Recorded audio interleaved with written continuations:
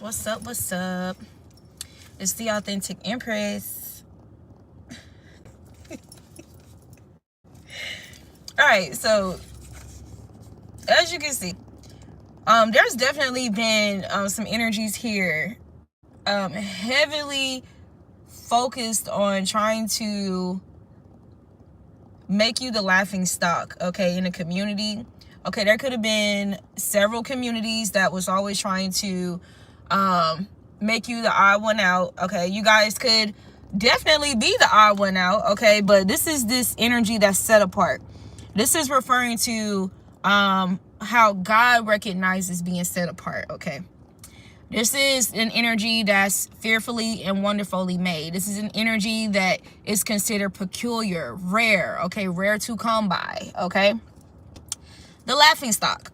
First card to come out. Now this card actually was sitting on the floor, so something's crumbling here, whatever this is, or something is flopping. Okay, whatever this scheme, this plot, this plan was to orchestrate some type of humiliation rituals, make you feel embarrassed, okay, make you feel ashamed about who you are, okay, about what you're doing, about what you're speaking out on. Okay, this could even be people trying to create a narrative to humiliate you from your silence. Okay, high priestess energy.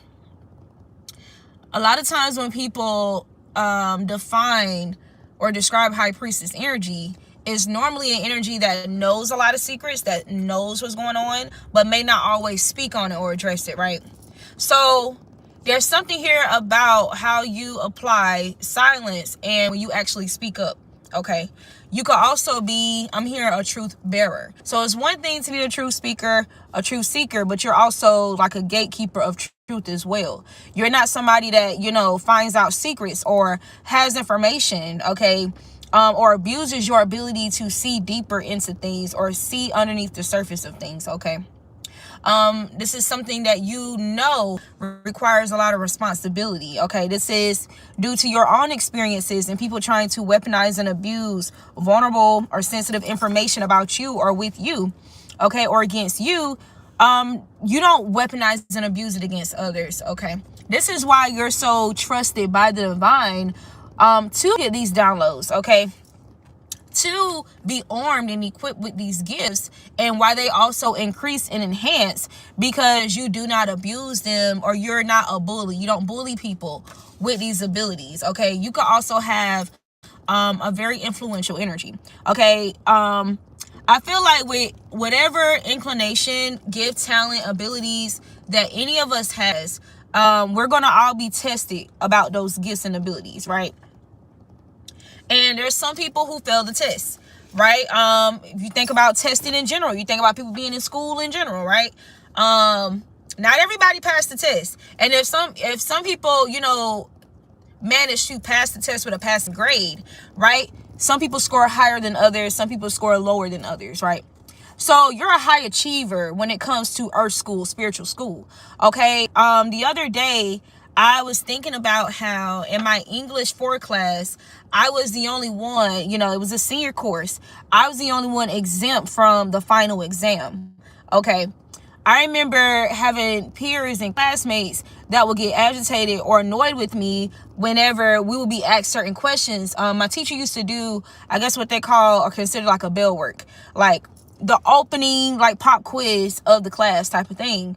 That's actually referencing whatever we were supposed to be studying or whatever our previous class during that week, whatever, and she's testing us on it.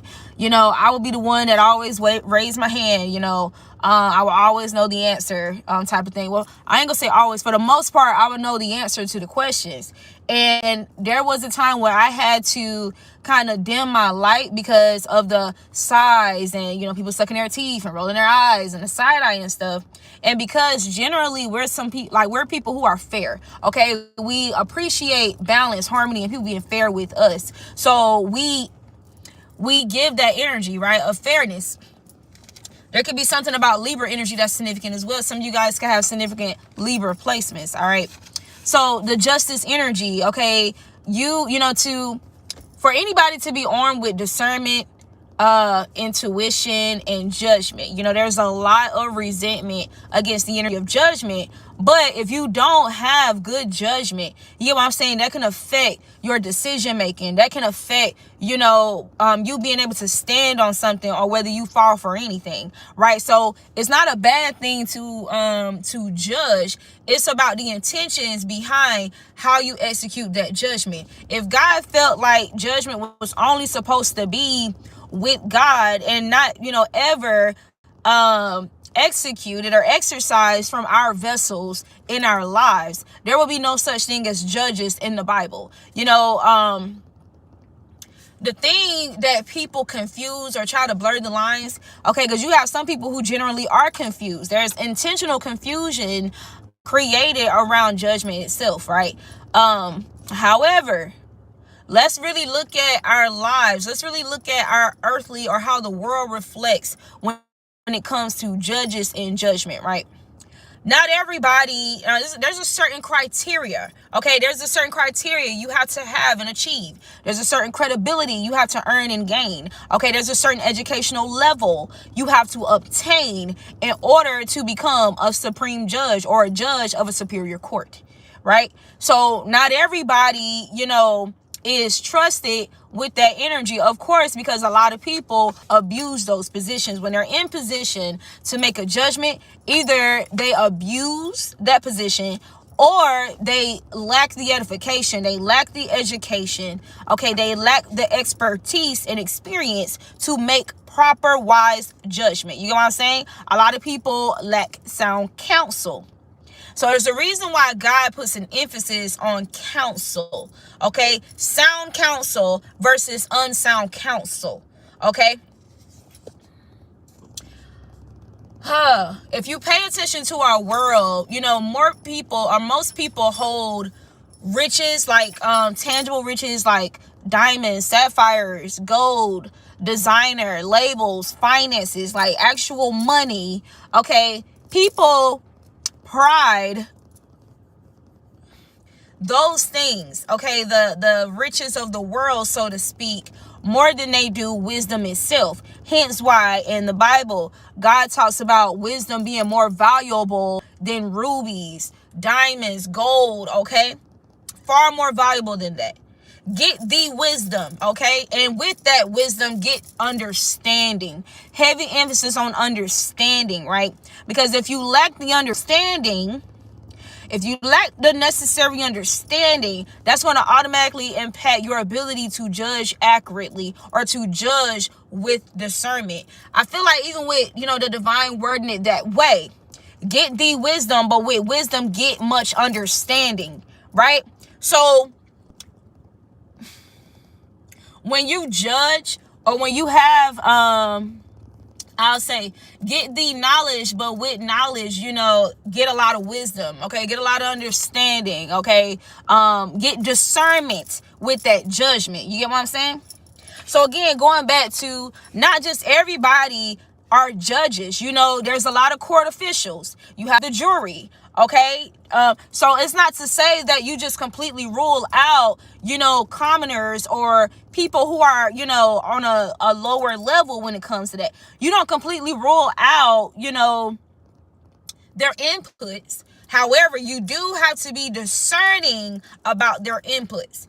Okay, it's like they provide their input, their evidence, okay, their accusations, whatever the case may be, right? And then there's a judge that determines, based on whatever, you know, that information is altogether, the judge determines the verdict. Okay, so a lot of people have tried to weaponize your good judgment against you. A lot of people have tried to weaponize your discernment, okay, and this high priestess energy against you, okay, and have developed these narratives. And the reason why it seems like so many people go so hard against you together, and it seems like it's just you. Really think about that. Think about when there's a judge in a superior court, it's one judge in there. Then you have your court officials, you have your lawyers, you have your jury, okay, you have your audience, but there's only one judge in there, right? So again, think about, you know, somebody who consciously and intentionally acts from a place of discernment, Okay, act from a place of you wanting to have all the information, okay, before making a decision. Not being so quick to speak up, waiting to gather more evidence. 8:44 on the clock right now, right?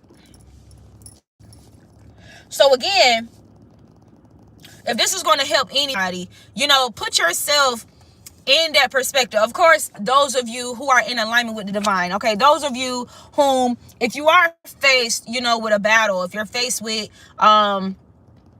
whatever evidence or whatever information that's being brought to you, okay, or you're faced with a situation where you're needing to make a healthy decision, or have clear judgment, or obtain some clarity, okay, on a situation, okay, so you can move forward accordingly, where there's some edification required. If you're somebody who enjoys edification, you enjoy learning, you enjoy educating, okay, you enjoy constructive criticism, okay, you are somebody who naturally, or it's innate to you to indulge in introspection, okay, looking at yourself, not even just looking at the people outside of you, but also evaluating self and how self played a role in a situation, right? If that's who you are, put yourself in that vision, in that perspective of being a judge, and then having a jury or having everybody point at you as if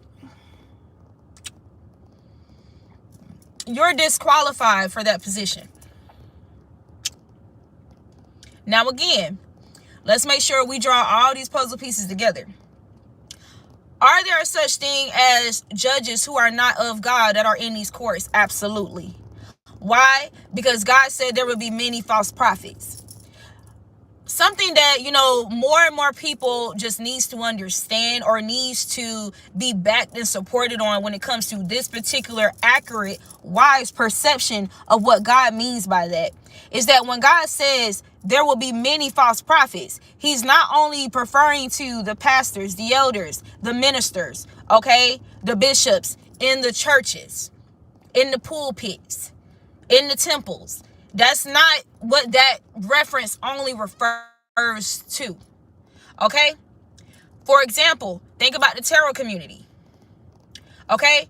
Any community, any person, okay? Let's say, when you think about what a prophecy is, let's say you have a dream of something that is, something happens in a dream, right?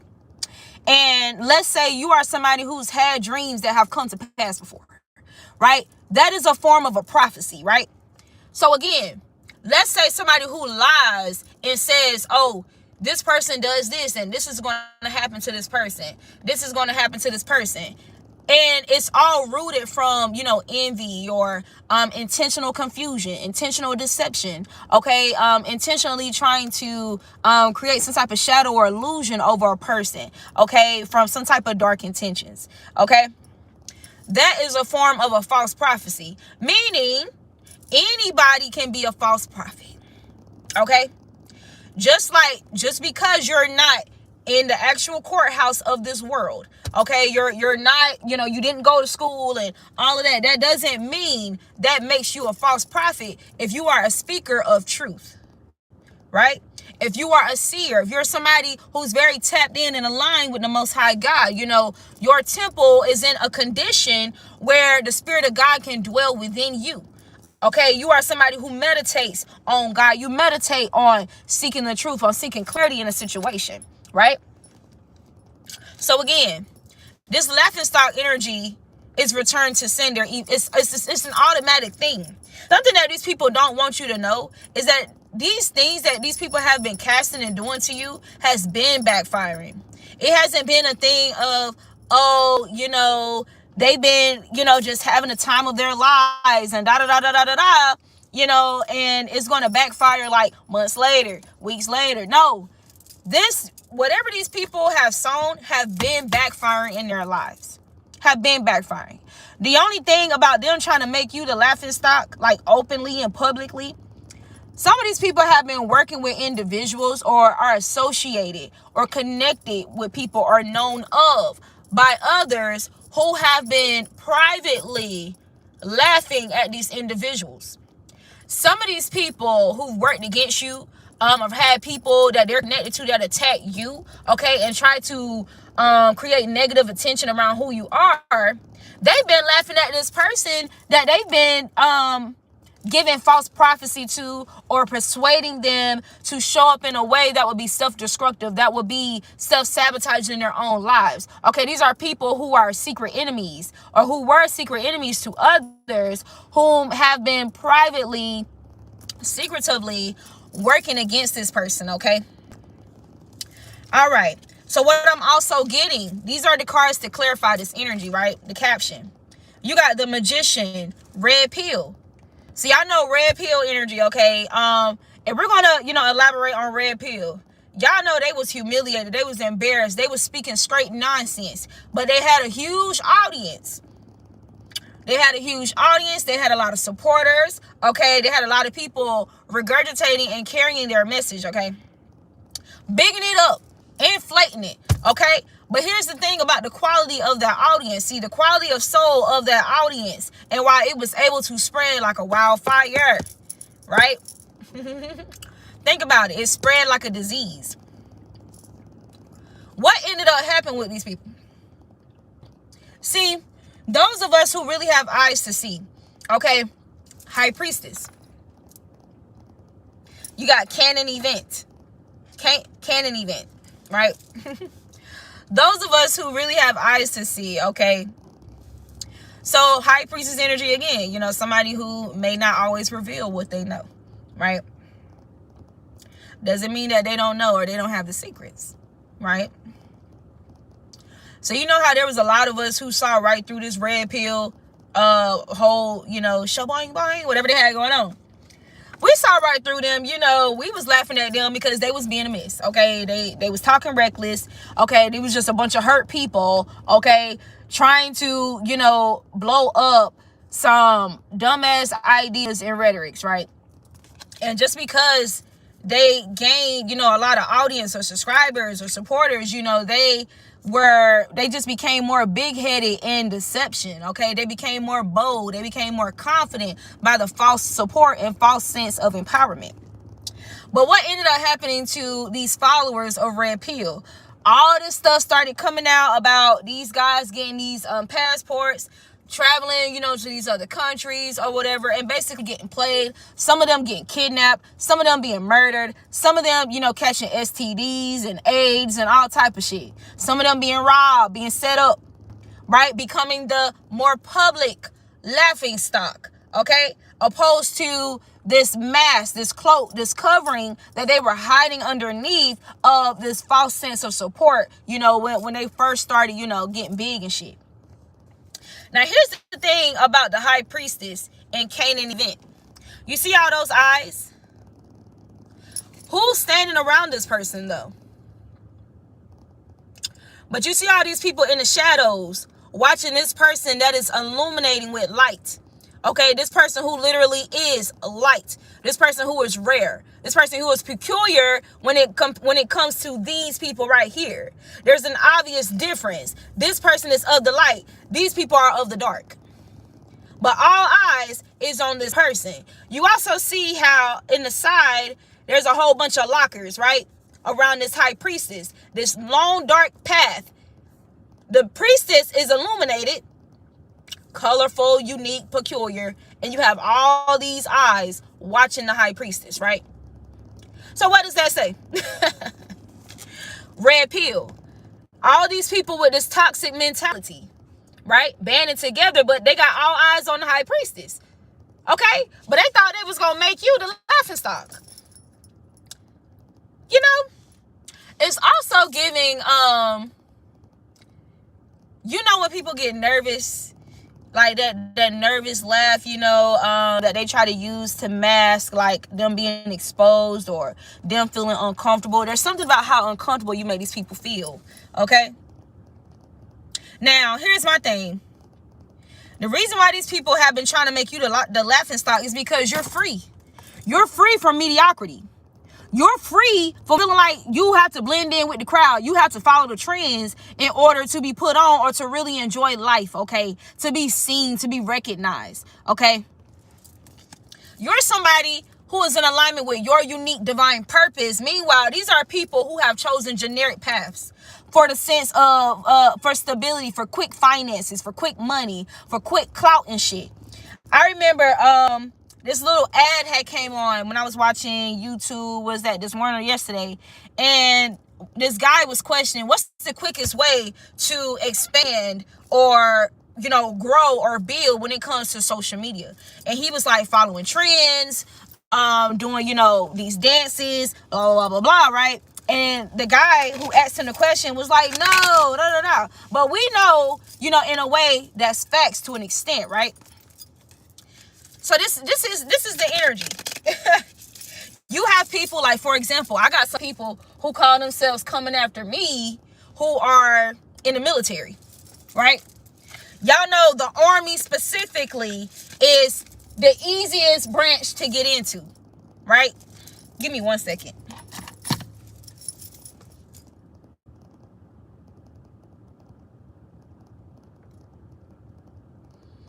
Okay. Because motherfuckers be weird and pulling up on you and all type of stuff. And it's like, what are you doing? Anyway, my oldest sister, who's also, oh shit. Damn, I'll just worry about it tomorrow. Who's also a Master 33 life path number like me. My sister is no longer living in this earthly realm. She was taken out by root work. And I'll do another video about that later on. But my sister was in the Air Force, right? One of the things that my sister told me that's always stuck with me, and she told me when I was younger, she said, if you ever decide to join the military, do not join the Army.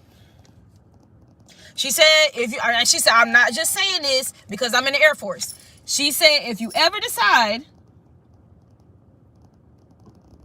to join the military, do not go to the Army. Also, she said Army, and I think the Marines, I believe. Don't join the Army, don't join the Marines. She said either do Air Force or Navy, right? So, my sister, being a Master 33, and she literally was all of our siblings' role model, y'all.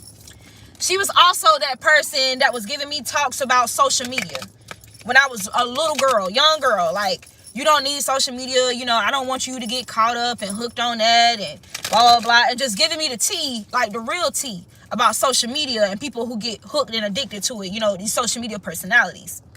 And how she just was not fucking with it like that, right? My sister also could not stand marijuana.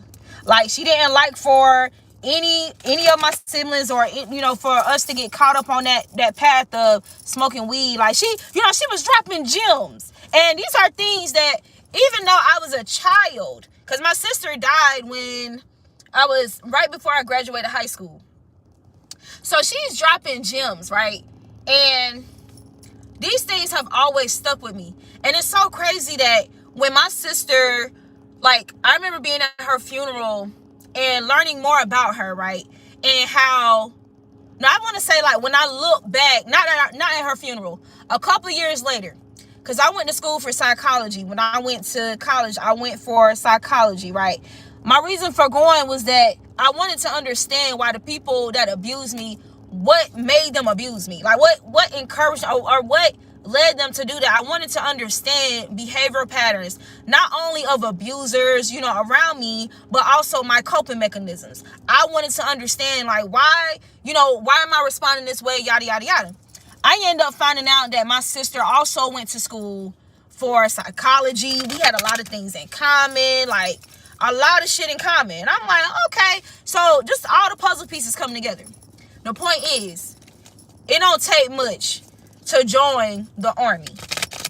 Mind you, I'm somebody whom, you know, I always kind of led a path, especially like when it comes to career. Look, you gotta let them cook. That I know that I was supposed to do something that was related to behavior, psychology, healing, any type of holistic healing work, something natural, something essential, something needed and necessary. Like, that was always my mindset. Like, what is needed in the world? You know, I want to do something that's essential, that's necessary. I don't want to just be working just to be working. I want to do something that's of use. You get what I'm saying? Now, with that type of path, okay, especially with the high priestess being the first card to come out, with that type of path, more than likely, you're going to be set apart, okay? You're going to be guided to do something that's outside of the norm of those around you, right? Yeah. Now, being in the army, I get it. Like, I get the quote-unquote necessity of it. But let's really think about spiritual warfare. There could be plenty of motherfuckers in the army who are completely void of wisdom and understanding when it comes to spiritual warfare, psychological warfare, emotional warfare. Hence, why so many of them end up having all these mental problems, psychological illnesses, becoming suicidal, okay, becoming rapists, predators, murderers. I'm just saying, though. I'm just saying. Is that not a reality? Okay, I remember being in college in my evolutionary psychology course. And I remember we was doing the statistics on domestic abuse. And I remember one of the highest statistics for domestic abuse was in the police or the law enforcement. There was more marriages and relationships, okay, of police in their relationships. They was like one of the leading numbers of domestic abuse, abusing their partners.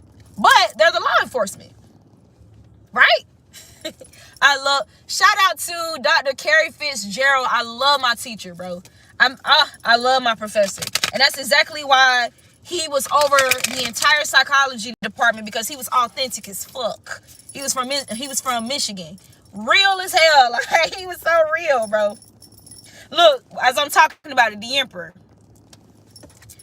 But when I say he spoke facts, just like, let me tell you something else since we on the topic of him, because all this is integrated. Okay. I remember, I want to say when I was a junior in college, he was getting ready to leave our school, like, and go over to, another school, New Horizons, you feel me? He wasn't really fucking with our school anymore. And he said the reason why, and it's crazy because the new deck that I got is called Gen Z. He said, yeah, I'm just not fucking with, look, Red Pill is here again. I'm not fucking with it anymore, because he used to, use profanity. Like, he was very raw to certain people that he knew he could be raw with, like, just completely transparent. And I was kind of like, like, I've worked under him, like his research assistant, all of that shit. Like, I have like legitimate published articles in the Encyclopedia of Evolutionary Psychology that's still relevant to this day and gets referenced by current scholars. Okay, it's actually on my LinkedIn, on my resume, or some shit like that. I did my report on adolescent parenting. Very intentional over here. Anyway, so he said, I don't know what it is about, the generations. He just said the generations after y'all. Now, I'm born in 1996, so I'm right there between millennial and Gen Z. It's like I'm right there. I'm like a blend of millennial and Gen Z, like the last year, okay? But he said, I don't know what it is. It just seemed like the generations after y'all, they don't want to learn shit. Like, they don't want to do shit. It's like they want you to do the work for them, or just pass. They just expect you to just pass them through. It's like they don't have critical thinking. They lack critical thinking and, the ability to analyze and the desire to really be educated and educate themselves and actually see the necessity of it. Like, they don't really want to. Now I'm going to go to scripture. They don't want to study to show ourselves approved, right? Now, I'm not going to say that counts for every person in Gen Z. Of course not. Of course it doesn't. However, the majority with that red pill, real talk, look, this real spill. The majority with that red pill card that came out, he just said, it's just, I don't know. Like, it just seemed like it's a thing and I'm over it. I'm not here for it. I don't have to deal with it and I'm not going to. Sayonara. Like, that's just, he was that type of person. Like, okay, well, I did my part here. Time to go. Like, time to move on. Like, I can't do nothing with them. So I'm just gonna go, like, he actually got a better opportunity anyway. More money, everything that he fucking deserved, to be honest, okay? He was also somebody that's very set apart, okay? Anyway, so going back, now, these people, and I'm just, I have to use real life examples, right? Look, you got smash or pass. And this was literally, look, when I say, I knew exactly what he was talking about. Because those newer kids, school, like the generations after us. Now, I'm not going to say that my peers wasn't on this as well. But it was like a nice balance of it. It's like, even though they was there to have fun, motherfuckers were serious about being educated and educating themselves. Like, they took more pride in it. You know what I'm saying? Now, we can see that this is kind of like balancing. It's going to always balance itself out. So, again, this is not the whole Gen Z generation who just don't give a fuck about education and shit. No, it's not all of them, okay? But anyway, this was the energy. Like the generations he was referring to at my school, this was their energy. Like, they was just there to have fun, and that's it. Like, they was just there to fuck, okay, party, fuck, get drunk, pop pills, okay, pop Adderalls. You get what I'm saying? Like, cheat off each other's tests and pay somebody to do their tests and their exams and their homework for them. You know, like, that's the type of shit that majority of them was on. Not all of them, majority, right? So again, these people call themselves trying to make me a laughing stock just because, I'm very set apart from them, from what they're accustomed to. Okay, so I'm not cool apparently to them, and so I guess they thought because they bond over mindlessness, they bond over stupidity, and thinking that means being free. You get what I'm saying? Freedom equates to having no morals, apparently. That okay, like not having like a real moral compass, or it's like there's a lack of understanding and integrity when it comes to rebellious energy. There's a rebelliousness that's right, okay, that's just. There's a rebelliousness that's self-destructive, okay? So these are energies who are rebellious in a self-destructive manner, okay, trying to create a narrative of my intentional rebellion that's rooted in integrity, that's rooted in righteousness, that's rooted in, justice, fairness. For example, like I told a story before on here on one of my readings, how I used to, I had got a reputation in grade school, middle school, and like my first few years of high school, of standing up to like authority figures who was just abuse their power, abuse their authority. And they thought simply because they was a teacher, they could disrespect the children. And I'm saying like real disrespect, not being stern, not, being strict, but no, like flat out disrespectful and entitled. Okay, like talking to you crazy type shit. I didn't take that shit. I would stand up to them. Like, I would say something, or, I just would not cooperate with disrespectful behavior. And my whole concept was, just because you're an adult don't mean shit. You're not going to call me, you're not going to talk to me like I'm a dog. We're not doing none of that. I'm not just going to take it. And, that's why, hence, when I was a senior, my superlative that I was voted for was most changed since freshman year. Because I calmed down a lot. You get what I'm saying? By the end, I calmed down a lot. But it's like the point was made. You got to glow up. The point was made. You feel me? So, but my rebellion is, I rebel to bullshit. I'm rebellious to bullshit.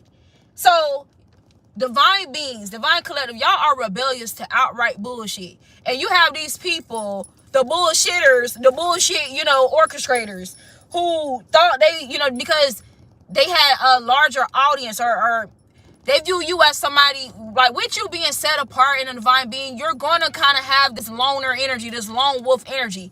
Does that mean you don't have friends and family? No, that's not what that means. You're very selective about the company you keep, though. Okay, you've gotten to a point where you, with that set apart energy, separating the wheat from the tares, right? You went through that path of separating the wheat from the tares. Separate the wheat from the tares. Separate the wheat from the tares. Look around, damn, there's not much people there anymore. You get what I'm saying? But again, heavy, like, I don't know if you guys ever seen what wheat and tares look like. Wheat and tares look very similar, okay? Just like you got sheep and you got lamb that look very similar. Or I think they're the same thing. But you know how there's animals that look similar, right? So you got the bulls and you got the cows, right? So wheat and tares, if you guys never looked up what wheat and tares look like and why that's used in a parable, it's because they look very identical. Okay?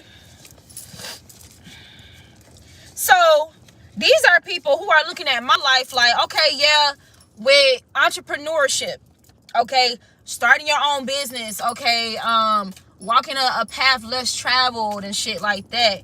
There's going to be some ups and downs. There's going to be some challenges. There's also going to be a lot of people who have chosen generic lifestyles, okay, over their divine purpose, okay, or a purposeful life that's outside of just appeasing their own selfish gain. Okay, you're going to have a lot because it's more people like that. You feel me? It's a lot of people like that. It's a lot of people like that, right? So you're going to have these people team up together and try to project their insecurity and the insecurity that you trigger within them. Okay, insecurities around being able to stand alone. Okay, being able to have a backbone. Okay, being able to stand your ground or stand up for what's right. Okay, being able to walk, have the courage to walk alone, especially like going at something alone, especially when it comes to darkness, when it comes to warfare. You know what I'm saying? Like, not too many people are built for that.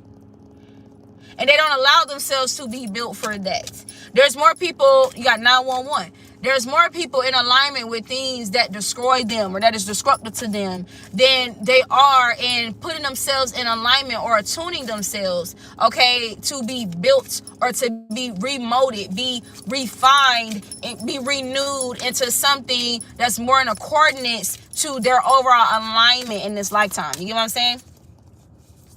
Not everybody is courageous enough to, for example, stand up for something that's right when there's a large community of people saying that, no, we're actually supposed to go left or we're actually supposed to go right. But you have this, and you have this peculiar insight. Okay, let's say you're somebody who's a dreamer, you're a prophetic dreamer, for example, like Daniel. You have this insight like, well, I've had this dream and for whatever reason, this is deja vu. This feels familiar. And in the dream, you know, it was a similar scenario. And the dream actually said, like, it showed like a pot of gold on the, you know, the left side. Even though all y'all are saying go right. And I understand how convincing it is because all y'all are teaming together and saying go right. And a lot of times when these people team up together and support each other, you know, with saying, no, we should go right, we should go this way, they're normally just piggybacking or riding the bandwagon of somebody, of all these other people that said go right. They're not doing their due diligence. They're not studying to show themselves approved. They're not tapping in with the divine. They're not, okay, before I make an impulsive decision and just go along with what y'all say, let me take a step back and meditate. You know what I'm saying? Like, before I make, you know, I be impulsive with y'all. Let me meditate. You know, let me sit on it, you know. Red pill, bro. This card keeps coming out. And even with this smash or pass card right behind this with what I'm saying, y'all, it's giving like swipe left or swipe right. Making a decision to move forward with something or to pass on something, right? And then you have the Sun card. So these are people who are making decisions blindly, okay? And, you know, there's a lot, look, you got stay toxic. You got a lot of things that can create blindness in a person. Sometimes it's money. Sometimes it's materials. Sometimes it's attention, okay? Sometimes it's clout, popularity, groups, titles, labels, designer, luxury, lust, greed, some good ass food. I don't know, but there's a lot of things. Or somebody that's very, very attractive, very beautiful, very handsome, okay? Flattery. These are different forms of blindness that so many people are susceptible to, or they fall victim to. So when you have somebody that's not moved by any of like these sinful fruits, okay, you're not easily manipulated. You know what I'm saying?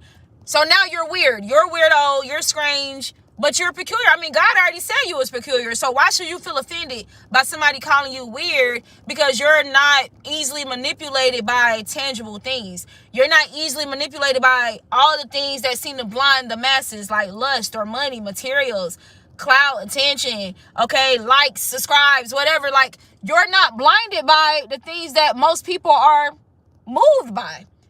And so, because you're so different from the rest, there must be something wrong with you, because all of us see it this way. All of us are blind. There must be something wrong with you for having the ability to see. So that's what they call themselves doing. Okay. I'm a licensed massage therapist.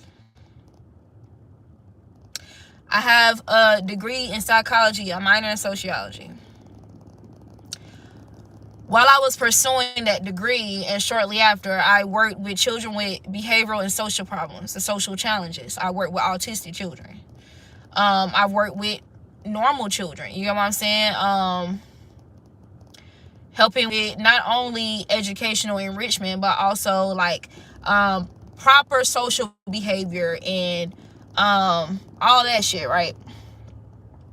Behavioral balancing as well. Let's just say that.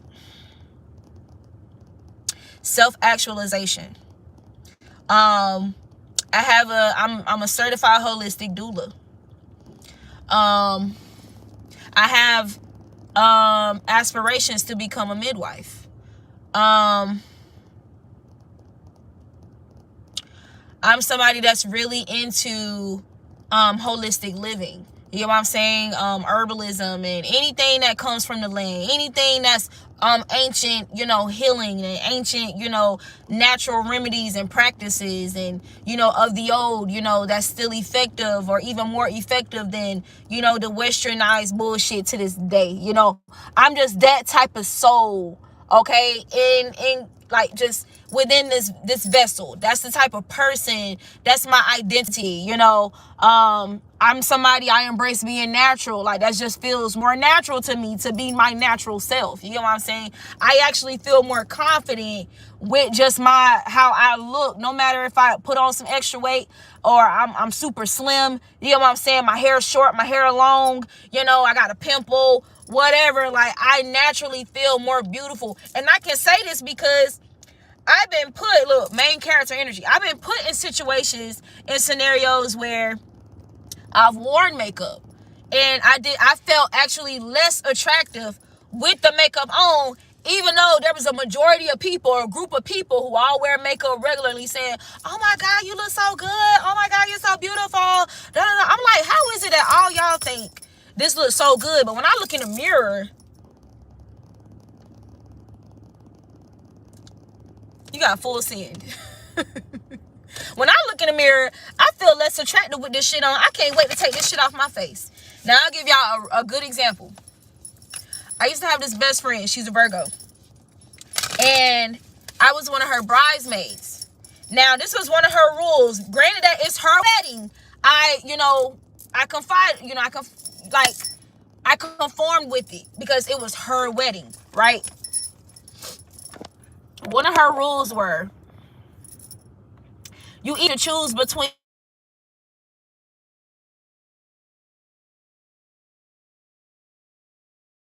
one or the other, right? So, of course, because having a bare face was not an option in her wedding, right? So, I honored it because it's her shit, okay? But she know I don't wear no fucking makeup. And if I do, it's very minimal. Like, something on my lips, okay? Mascara, eyeshadow, Okay, but that's pretty much it. Why you ain't tell me my bendy was way over there? Anyway, so I agreed to get the eye package or whatever because I didn't want no full face fucking makeup. I was not about to do no full face. Okay? So boom. I got the eye package. Y'all, I've always had like very nice eyebrows, like since I was a little girl. Okay, they actually used to be like super, even more bushy. You get what I'm saying? Always had nice eyebrows since I was little. Always loved my eyebrows the way that they are. Now, mind you, we had to choose one or the other, so I chose the eye package because it was her shit. Y'all, this lady that did my fucking eyes, bro. This was when drawing your eyebrows like really got bigger, okay, and inflated, okay. This lady put all this extra eyebrow on my shits. And these are mine. They look nice already. She drew all, like, y'all, she had me looking like a fucking drag queen. And I was like, so she thickened, she made my eyebrows bigger, okay. Did the eyeshadow and all that extra shit with the eyeshadow before you put the eyeshadow on. The goddamn lashes and all lashes with mascara. I'm like, goddamn, like you gotta put mascara on lashes? You gotta put mascara on fake lashes? Okay, whatever. Y'all, you do whatever. You know, I'm just a bridesmaid. You know, I'm gonna comply. This is my girl. I love her. This is her day. Fuck it. I just got to get through this shit this one fucking time. Boy, I couldn't wait to get that shit off my face. I couldn't wait. I even had family members that know I'm natural. Oh, like when they seen the picture, oh my God, you look so good. You look so beautiful. And I was like, girl, I do not feel that shit. I'm not feeling that shit. Let me tell you how natural I am too. That, you know, they just had to get with it or I'm not going to be in the wedding. Now, this was when I started my first set of locks. And it was like the following month after I literally got my locks installed. And I started from like a fro, like a short fro. So my locks look like little worms laid on my head. My first locks. I had just got them. They were just laid on my head. They was cute. They was clean. You know, I just got them done, but they was laid on my head. So you see my little apple head and shit. So I got a little apple head. You know, I'm not getting no weave now. People should know by now, you can get hairstyles over your locks. You can get braids over your locks. You can wear a wig, all that shit. You think I did any of that? No. Bitch, this is what the fuck I look like. You got a problem with it? You say you wanted me to be in your wedding? Like, I feel good. I feel beautiful. I feel comfortable. I mean, damn, like, I love it. That should be enough. So I didn't wear no wig over my hair. You know, there's a lot of women or people. It's normally women, not men. There's a lot of women who are insecure about starter locks. Like, even when I've had women, like, when my locks were longer, I used to get a lot of questions and shit from women who wanted to start locks or who were starting locks and had a wig over it and shit like that. And they would be like, yeah, girl, I'm going through this ugly phase. And I was like, ugly phase? I was like, I don't really resonate with that. Like, I don't feel like I've ever had an ugly phase with my locks. I've embraced every phase of my locks. Like, I'm also one of those girls that always wanted to lock my hair. It was just a matter of when. Like, I used to say, like, when I was younger, a teenager, like, I used to say, I'm gonna wait till I'm like 24. I'm gonna wait till I'm like 25 before I lock my hair, because I also have stylists and beauticians in my family, so I can always get my hair done. Like, I've been getting my hair done, like, treated like a Barbie doll type shit ever since I was a kid.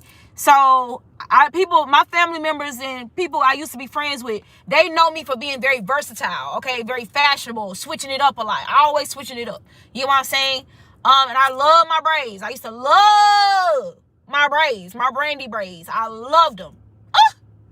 I think that's what I missed the most after I locked my hair, braids, okay? Anyway, so I didn't wear no wig. And you know how, let me get back to it. I never believed in having an ugly stage, like with my locks. And I look, it's like the reaction that I get from women will always be the same. Girl, like, I don't see how you do it, because your hair being short does not mean your hair is ugly. You see how conditioned people are? That's conditioning. It's not facts. It's conditioning. Now, of course, now, y'all know, like, let's be completely transparent. Now, you know there's motherfuckers out here who don't take care of their shit.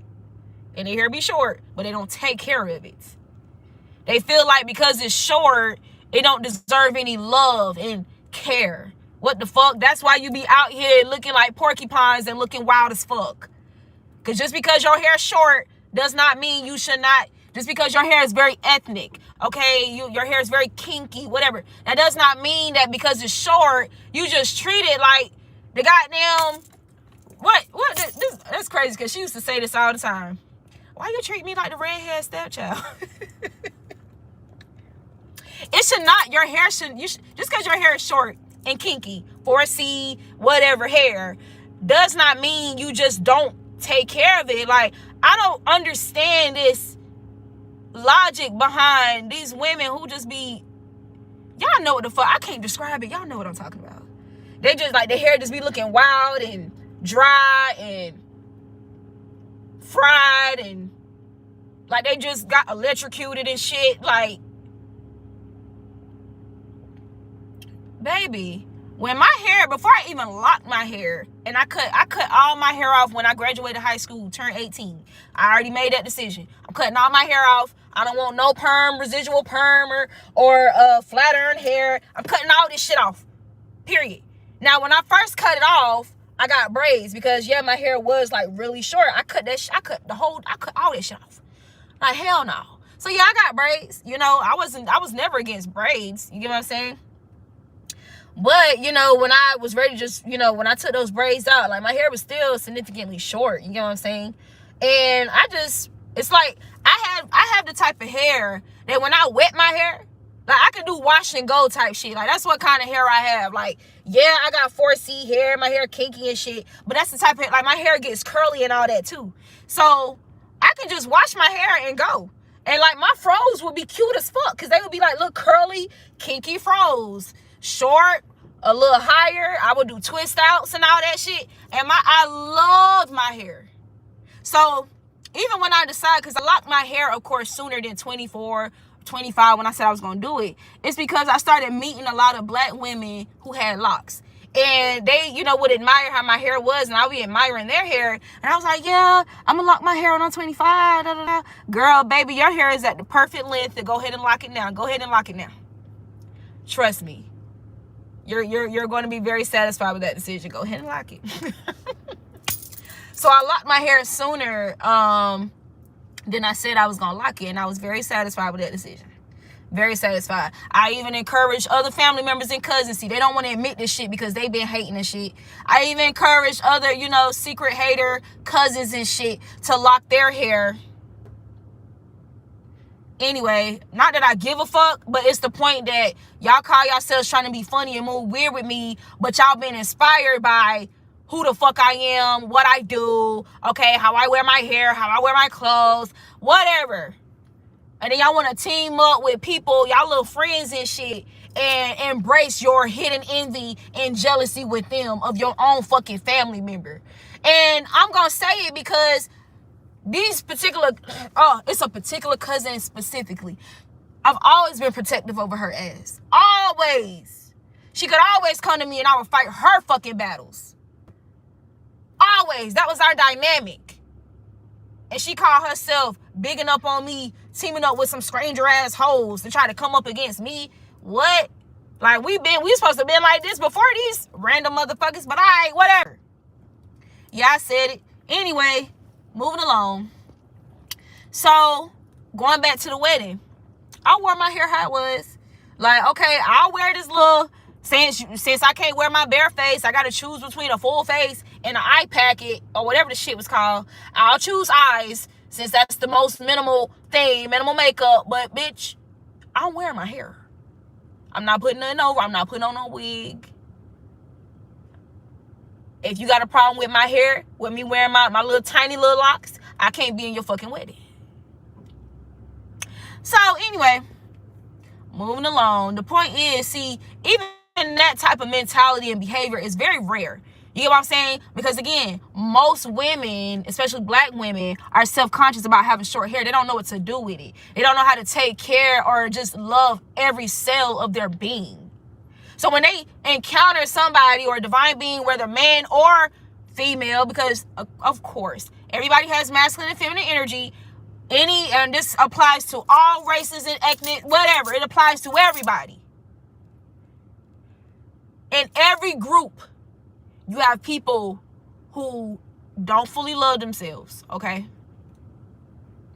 And it's very rare to come across people who genuinely love themselves unconditionally. It's very rare to encounter somebody like that, okay? And with that type of love that you have for yourself also means that you're also distributing, offering, giving a love that's also peculiar, a love that's also rare and not easy to come by, right? With that love also means that when you're faced with people rising up against you, when you're faced with people trying to embarrass you, humiliate you, okay, trying to sabotage your life, destroy you, whatever the case may be, with that self-love, that shit does not impact you or affect you like it affects the average person, because they don't fucking love themselves. And what's also the main missing piece? They don't have a genuine connection with the divine. Because that's how you really achieve that unconditional love of self, okay? Being tapped in, being in alignment with God, being one with God. That's how it's supposed to be. That's why you have all these different stories of, Moses, David, Solomon, Daniel, whomever, Elijah, whomever, Ruth, whomever, Sarah, Joseph, Yeshua. You have all these stories of these people who were one with God, who were courageous enough to embrace their purest form, even in the face of persecution. You know how many people fold when they're persecuted? You know how many people fold when they're judged negatively? Even if the judgment is inaccurate, even if the judgment is deception, you know how many people fold when faced with that? Most people. Most people. So they have to create this network, okay? They have to create this network amongst themselves, you feel me, to basically create a place of enablement amongst one another. Enabling their inability to do their shadow work, their inability to really work on the things about themselves that's unbalanced or unhealed, okay? Really face, those scary parts, those dark parts, those confusing parts, the trauma, what trauma creates. Because trauma obliterates. Trauma goes inside of a person, and it's like somebody busting a glass bottle inside of a person's vessel, and all these shards of glass just splash all up and through that person's soul. And it creates all these rips and tears throughout themselves, like throughout their soul, their self-esteem, how they see themselves, right?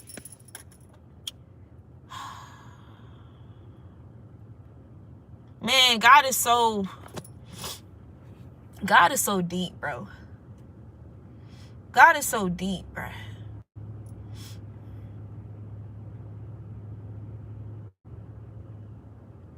I'm getting a lot of downloads. I'm trying to figure out where the hell to start with, what to start with first. God damn. I'm seeing these images of these people who have been some type of casualties of war, like in the physical form, in this earthly realm, where they've been burned damn near beyond recognition, okay? Burned badly, severe burns, basically any type of physical trauma that has permanently shifted or changed or affected their physical appearance, right? God gives us plenty examples, teaching moments. There are some of those people who master that shit, okay? They master loving themselves, even though they may not be considered beautiful anymore to majority of people. They may not be considered a looker, okay? They may not be considered somebody that's worth, special treatment or attention or respect, okay? Because, a lot of people treat things that look better, or people who have more money or have more clout, popularity, attention, they treat them with more respect and reverence than they do somebody who is really pure in heart and have retained their innocence, their purity, okay? The ability to still be kind in a cruel world, okay? Or the people who are bold and courageous enough to stand up to evil, okay? Any form of adversity, even if they're standing alone, okay? And be prepared to have people try to stone you type shit, okay? Because here's the thing about that whole concept of somebody stoning you, right? If you study to show thyself approved, if you are in alignment and are open to being edified and, being open to wisdom and getting understanding with that wisdom and knowledge and building and skills and all that, right? You can dip and dodge and, you feel me? Grab them fucking stones out the air when they on their way to you, okay? Like David and Goliath, put that shit in a sling and take it back, okay? Knock down the whole damn crowd, the community, the group coming up against you, the giant, okay? But what is the ultimate skill set that you need to conquer anything, okay? Anything that's intended to steal, kill, and destroy who you are? God. People try to make things overcomplicated. And, they're casualties because they're really being used by, just the satanic evil force that's out there. You get what I'm saying? Just like there's divine beings are used by divinity, okay? We're vessels where the divine can work through us, okay? The divine can be present. The coming, you know what I'm saying, of Christ, okay? It's through us, you know what I'm saying, who answered the call, who's chosen, okay, who wasn't too arrogant, too egotistical, too busy trying to impress, people who don't love themselves, too busy trying to impress or be accepted and validated by people who only feel worthy when they have like designer labels, money, a bitch that look good, a nigga that look good, or got money. You know what I'm saying? Like a certain house, a certain type of car. They got the brand new iPhones. But you don't know. That's how basic people are. She got that old ass iPhone. You can't sit with us, bitch. You can't sit with me because you're not even doing what's necessary to ascend to come out here and sit in God's hand. But I can't sit with you. You can't even sit with God. You worry about sitting at AT&T, sitting at Verizon, sitting somewhere waiting in line, waiting for them to unlock the doors for the new phone and shit release. You too pressed about sitting up, at these Beyonce concerts when she's harvesting y'all's motherfucking energy. Y'all more pressed about sitting up places where you're just being harvested and utilized, used for demonic purposes. You're too busy worried about sitting and, sitting at tables that are not even conducive for your growth, but they're just using you as fuel. Then you are about sitting with God, sitting with yourself, and doing some introspection, meditating, okay? You know damn well you don't want to go, you don't want to uphold a lie. You've been living a lie just to have these people like you, include you and shit, okay, put you on, network, get you to the next level. You want to wear the mask of religion. You want to wear the mask of spirituality. You want to wear the mask of regurgitating quotes that involve God's name. But you don't actually want to, have to go or flee to the desert when necessary. Why? It ain't enough food. It ain't enough. Ain't nobody there to look at you and hype you up and, and flatter you and stroke your ego. And, it's just you and God and dirt and air and a few cactuses. If you feel me? So a few cacti. You know what I'm saying? Like the roads of Jericho and you know. And so when Satan come up to you, when you're in that state, when you are in the desert, or you're emotionally, that emotional desert, okay, when Satan come up to you and like, look, I got some bread for you. I can offer you some bread. Do I want to accept this? No, I ain't gonna have time to get to them. And it's late as fuck anyway. I got the John Blaze for you. I know it's kind of tough, you know, being out here in the desert. But I got the John Blaze. You know, I can get you high, you feel me? Have you hallucinating type shit. You know what I'm saying? Like, you know, get this in your body, have you feeling right. You know, how about you lay down in the desert and beat your meat? Play with yourself. Don't that sound crazy as fuck? Temptation has many forms. Okay? Let's talk about the emotional desert. Let's look at this metaphorically. Let's think about Yeshua when he fled to the desert, okay? Away from these groups of people where there was food present, there was drink present, okay? There was people present, there was warm bodies, there was places, there was shelter, beds, places to lay your head. But these people was full of the devil. These people was trying to persecute him. These people was crafting these lies and calling him a sorcerer and a dark magician and saying that he's practicing witchcraft and all of this shit, right? Trying to get him killed, plotting to kill him. So he fled to the desert, right? Him and God. Emotional desert. Let's think about this emotional desert for a lot of people, right? What's the difference?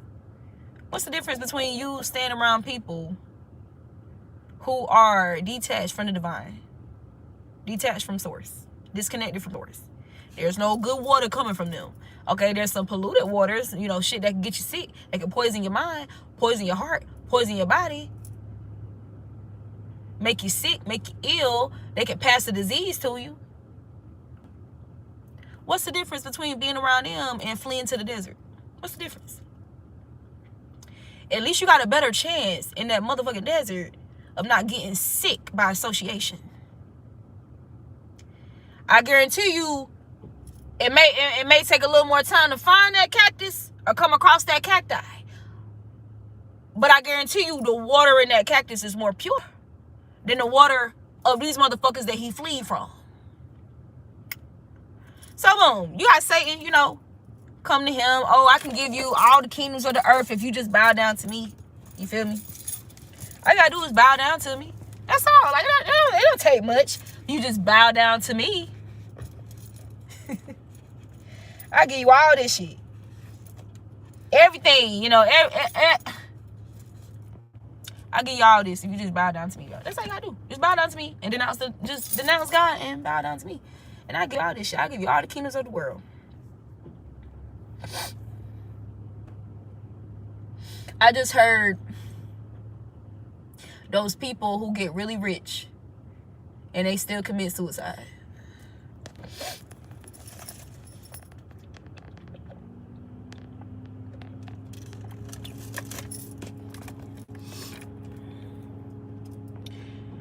It's like getting a lot of money but not obtaining wisdom and understanding on what to do with that money. Okay? How to multiply that money. So the parable of the talents and the parable of the sower, okay, is giving when the Lord, okay, the ruler, the king, gave these different people, these servants, these different amounts of gold. Okay? And he told them to go and multiply it, right? There were some people who was given more than others. There were some people who was given less than others. The person that was given one piece of gold went and buried it. Like, he didn't have any faith in himself. He didn't believe he could actually expand it. Okay? He felt insecure because he only had one while other people started off with more than what he had. Right? And so he self-sabotaged himself. He self-destruct himself. Okay. He didn't believe He didn't believe in himself, and he certainly didn't believe in God. He didn't believe in God's ability to expand him, God's ability to enrich him or make him richer or expand his wealth, right? So he buried it in the dirt. He didn't even put in any true effort, right? So when the Lord came back to see if, you know, who multiplied their gold that they was given, right? The one that had, everybody was able to multiply theirs. And with whatever that they, you know, multiplied it into, or whatever they gained, God, or, you know, that Lord, that King basically multiplied, like gave them more, gave them double, you know, with what they went. And it's the fact that they put in effort. It's the fact that they were obedient and they put in genuine effort, okay? And so they were blessed with far more. So when the person that only had one was asked about, so where is your, like, what did you do with yours? Like, where's your product, right? He said that he hid it, you know, or it was found out that he hid it. He buried it because he only had one. He was most concerned about that. What today is? I'm back. I had to handle some business. I had to handle some business. But I'm back. So, the one that buried his portion, that king took his portion from him and gave it to the one who had 10 and multiplied his, right? So, this person got caught up more so about, oh, it's unfair that you only gave me one and you gave them more than me. Like, what did you expect me to do? I expected you to obey what you were told to do and go and put in effort to multiply it. It would have been better if you would have took that one and put in effort to multiply it. If you did not achieve multiplying it, even with the effort that you put into it, you still, here's the point. This is why he gave everybody more. It didn't matter. It didn't matter how much they were able to obtain with their portion. The king still blessed every single person who actually put in effort and obeyed what they were told. He gave them more than what they started off with. But the one that only had one, he forfeited his blessing because he was sitting there, oh, well, this person got more gifts than me. This is how these motherfuckers are looking at you, thinking that they was going to make you the laughing stock. And that's why it's backfiring. That's why it's been backfiring terribly. That's why it's been backfiring so bad. Because they were more focused on how is it that Divine Collective gets to be attractive, gets to be talented, gets to be creative, gets to get the good prospects, okay, gets to be protected, gets to be discerning, gets to be a prophet or prophetess, you know, have prophetic dreams, get the good genes, okay, the good ideas, okay. How is it that they're finding a way of escapes and freedom, and they keep surviving and multiplying and thriving? Like, how is it? Why are you so focused on the collective and not focused on God? Because if you were focused on God, like a lot of these people proclaim themselves to be, and then they're trying to say that you're not a believer in God because you read tarot, or you're into tarot, or because you don't go to church every Sunday, or whatever.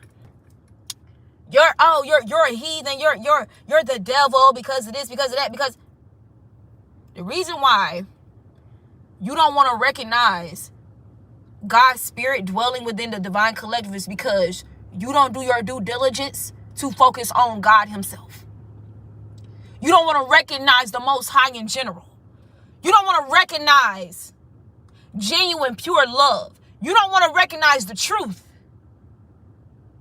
Because that disables your lack of projecting your unhealed version of self onto others. See, if you was to acknowledge the divine in all things, in all your fucking ways, like scripture says, in all your ways, acknowledge him. But see, that's conflicting, right? That's too conflicting for people to acknowledge God in all their ways. That's too conflicting for them. Because that means, because God is also what? God is representative of love. God is representative of truth. God is representative of authenticity. God is representative of integrity. God is representative of true courage. God is representative of discernment. God is representative of righteousness. God is representative of just behavior, justice.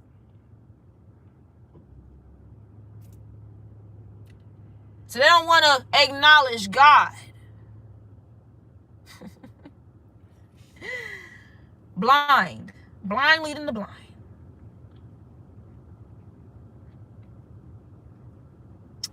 You know, these games that include a blindfold, right?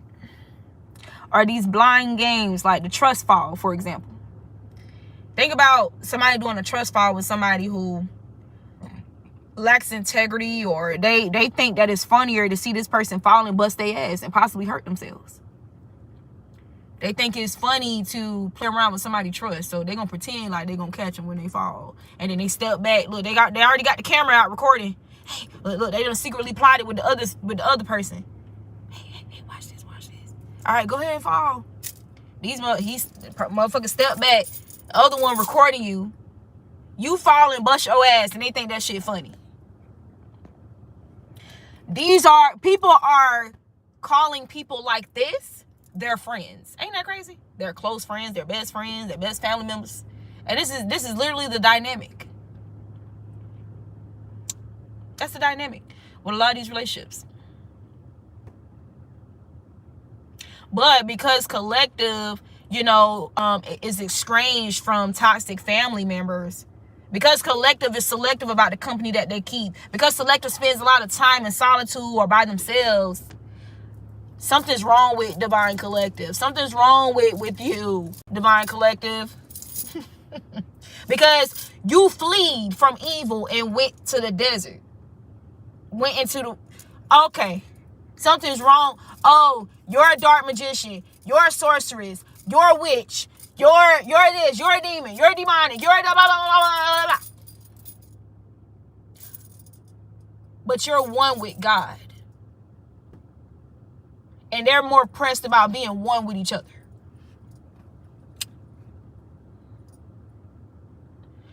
They're walking blindly into things that create more trauma for them. Self-destructive behaviors, okay? Addictions.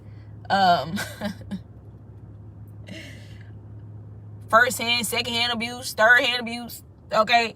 Wannabe energy, okay? Replicating or being vulnerable to satanic energy. So they out here being wannabes out here and copycats, because, like I said in the last video, Satan wanted to be who? He wanted to be God. He wanted to replace God. That's why these people try to replace you, collective, because you're one with God. Imagine somebody trying to play God, right? Imagine you want to replace, replicate, copycat divine collective who is one with the divine. Now you was blind. You was, first of all, the fact that you even in this mindset proves your blindness. You're clearly blind. You're clearly blind already. So you come up with this grand idea that you're going to create a fake profile. You're going to steal collector's identity. You're going to steal collector's creative property, intellectual property, which is Akashic information. Exclusive. Like, you don't think collective has a security system? You don't think collective has security guards? You don't think that security hasn't been alerted after you done broke or bombarded or tried to rob collective Akashic records? What? And then they try to do to twist this shit up.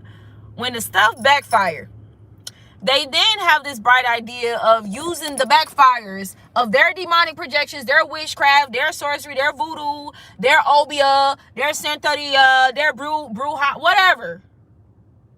They have the grand idea to make these false claims and bear false witness.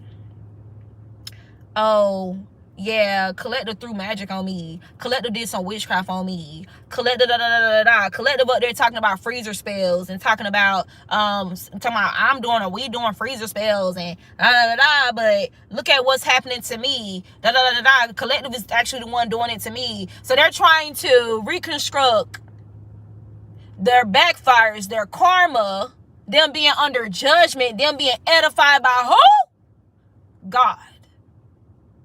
Them receiving the rod of correction, right?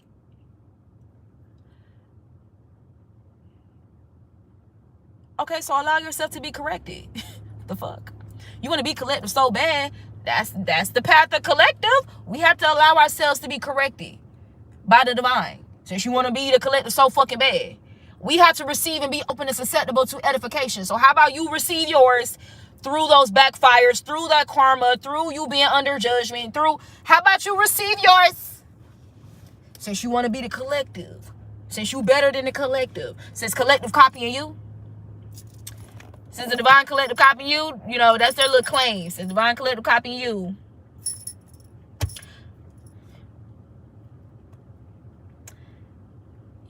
collective is copying you. But collective's life don't reflect nothing about you. Nothing about what you got going on, what you surround yourself by, what you include yourself in, what you so pressed to be inclusive of. Divine collective don't give a fuck about it. We trying to get away from it. Okay? We trying to get away from it. We do our due diligence to remain set apart. Now, if anything, we had to find peace. Oh, shit, look at this. I'm about to sit this phone right here. Gaslight. Gaslight, gatekeep, and girl boss. Gaslighting a girl boss or a male boss. What that say? Is that supposed to say Vogue in the background? That's supposed to say Vogue, but it looked like that's like a W. So something is supposed to, that's the thing. There's going to always be a clue or something that's off-putting about somebody that's trying to pretend to be you, mimic you, copy you. There's going to always be something off about it. Why? Because the energetic signature is not there. Why? Because they're simply not you. They can only be their fucking selves. I don't know why people are confused by this. I guess because they're so confused. They're confused about their life. And their perception is confused as well. Okay? Like, they're distorted. I don't get it. It's like I always say, like, what the hell make you feel like the seeds that you're sowing, that I'm going to reap them? You sowed the seeds. I got the seeds that I'm sowing. I'm reaping them. You're witnessing me reap them. You have the seeds that you're sowing. You're reaping them, but then you're trying to project what you're reaping onto a divine being, saying that divine being is okay. What? Like, okay. Look, reverse Uno card. That's what it is. That's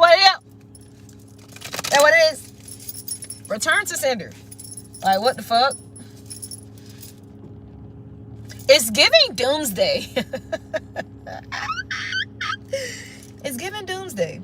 The Tower. I really like these cards. I ain't even gonna cap with y'all. Look, reverse Uno card is giving doomsday. And y'all, when I said I thoroughly scanned them damn cards today at the bookstore, like I thoroughly went through, because I was like, nah, I need something real good, super duper clear, and real good, bruh. Yeah, that this was the chosen deck for today.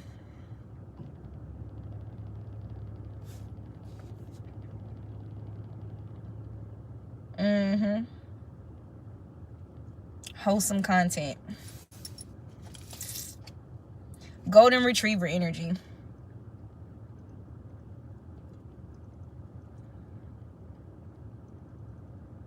See, it don't matter. When you're somebody that's very loyal to yourself and loyal to God, Okay, loyal to your ancestors, your divine ancestors. Let's be very specific. Loyal to your divine ancestors. And for anybody who may come here and hear me talking about ancestors and you're in this transitionary phase within your divine, your soul path, your soul growth, let's just say this. God says that there will be thousands, or there are thousands and thousands of angels assigned to you. So don't be deceived. You know how when your loved ones pass away, and then people be like, rest in peace, rest in heaven, y'all know the reason why we specify between divine ancestors and, instead of just saying ancestors, but we say divine ancestors specifically, is because not all of your loved ones were good people or died being, pure-hearted beings, or just being good people, or mending their wrongs if there's been any, okay? Some of them have created generational curses or contributed to generational curses and have not done their due diligence, and they die that way. And then they just pass that down to the next generation, okay? So no, again, when God said there are thousands of angels assigned to you, to everybody, that means divine angels and demonic angels. Your ancestors are also included in those angels, because their body dies, but their spirit is still alive. They're part of your bloodline, your ancestry. So they are amongst those thousands of angels that God was referring to. So again, there's intentional confusion sold amongst the collective, okay, to have them, all not, yes, also distorted, but there's another word that I'm looking for. To have you in this scattered energy when it comes to the ability to protect yourself, okay? The ability to utilize all of your resources in the spirit realm, okay? So that you can, be constructive.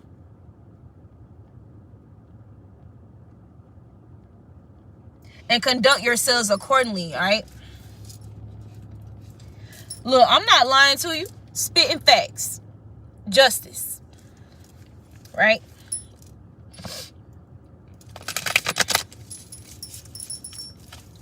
So, these people who are, their lives are obviously reflecting this follower mentality. Now, here's the thing about, being a follower. A follower is not bad altogether. There's going to be a duality to everything, okay? There's going to be a divine expression of something and an adversarial, conflicting, or demonic expression of all things, right?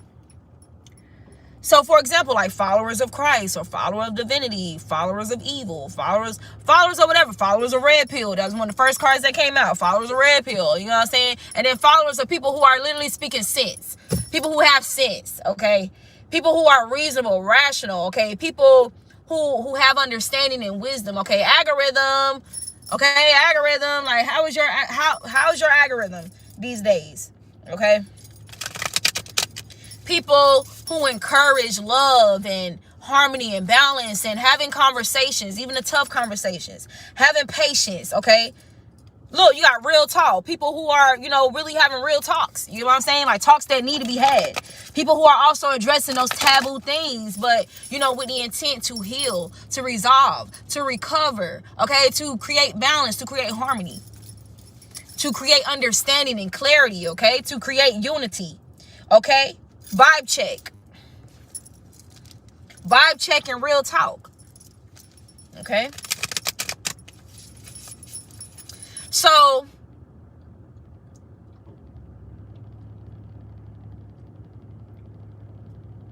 you have those people who are followers of demonic customs.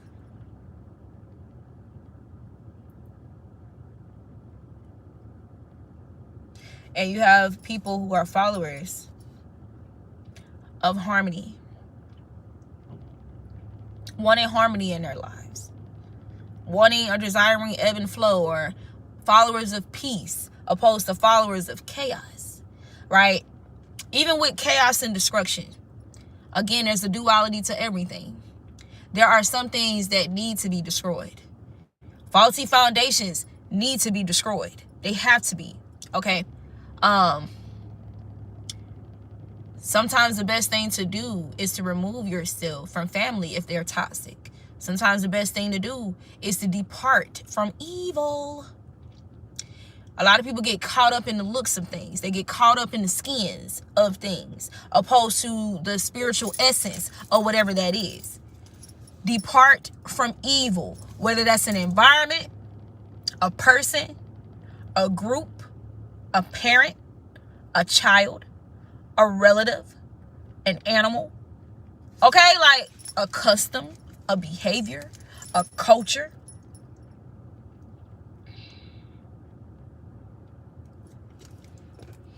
Vibe check, beige flag.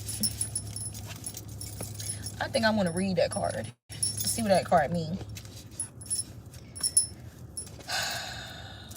You got clout chaser and beige flag. Oh, y'all, okay, T. You got your white flag, peace, surrenderance, okay? You got your red flags. You got your green flags. You got your yellow flags. Then you got your beige flags. You see that confusion in that traffic light? And you see how that person kind of confused? That's intentional. Motherfuckers out here be beige flags. Okay, they seem like they're right. There's a way of man that seems right. Beige flag, clout chaser. Again, I always say, I don't care how something appears or how divine something may appear. There's going to always be a clue. Okay? If you are in alignment with the divine, if you have your sight set on God, the light, the sun, the moon, you should be able to see, hey, there's something faulty about that flag. That flag not white. That don't seem like no, I don't think it's safe. That flag kind of dirty. Well, one of the easiest ways to recognize it, well, you know, that person kind of is giving clout chaser energy. Like, you know what I'm saying? Beige flag.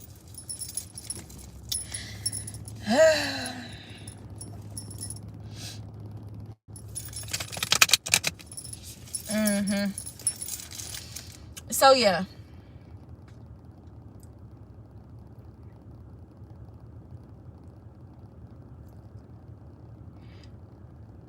Unusual, unknown energy. Mystery. I feel like even mystery with this beige flag energy.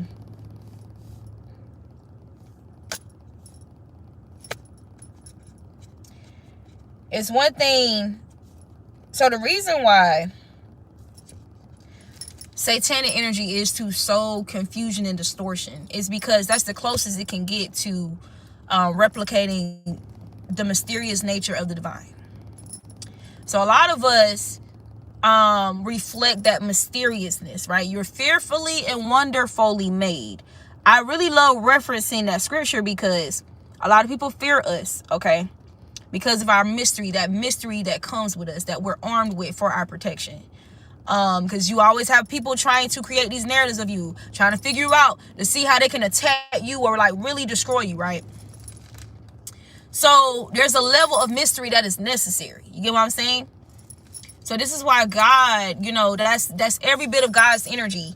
But again, Satan wants to replace God, be like God, you know, type shit. Let's just say he wants to be God, wants to replace God, okay? But he's a thief, not a creator.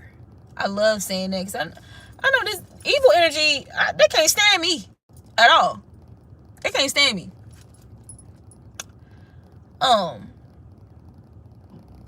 Satanic energy are thieves.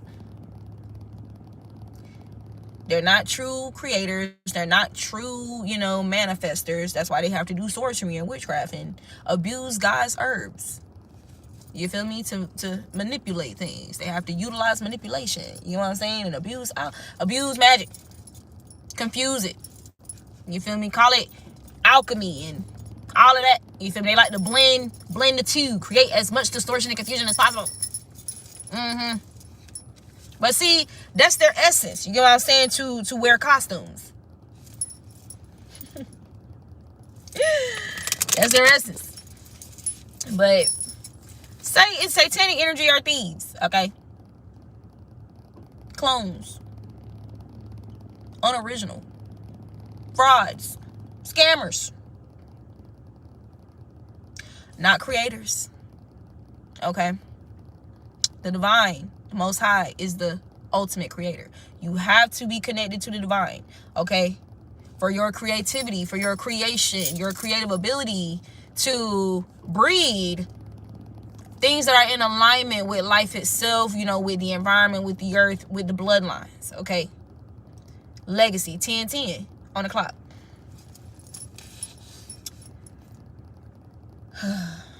I'm about to close out soon because I got to go to the bathroom. See what we're not going to do? And I understand, again, there's a lot of intentional confusion and distortion. And I always like to read my chat at the end. But this is something I need to clear up as well. Religion has been strategically used to isolate groups of people.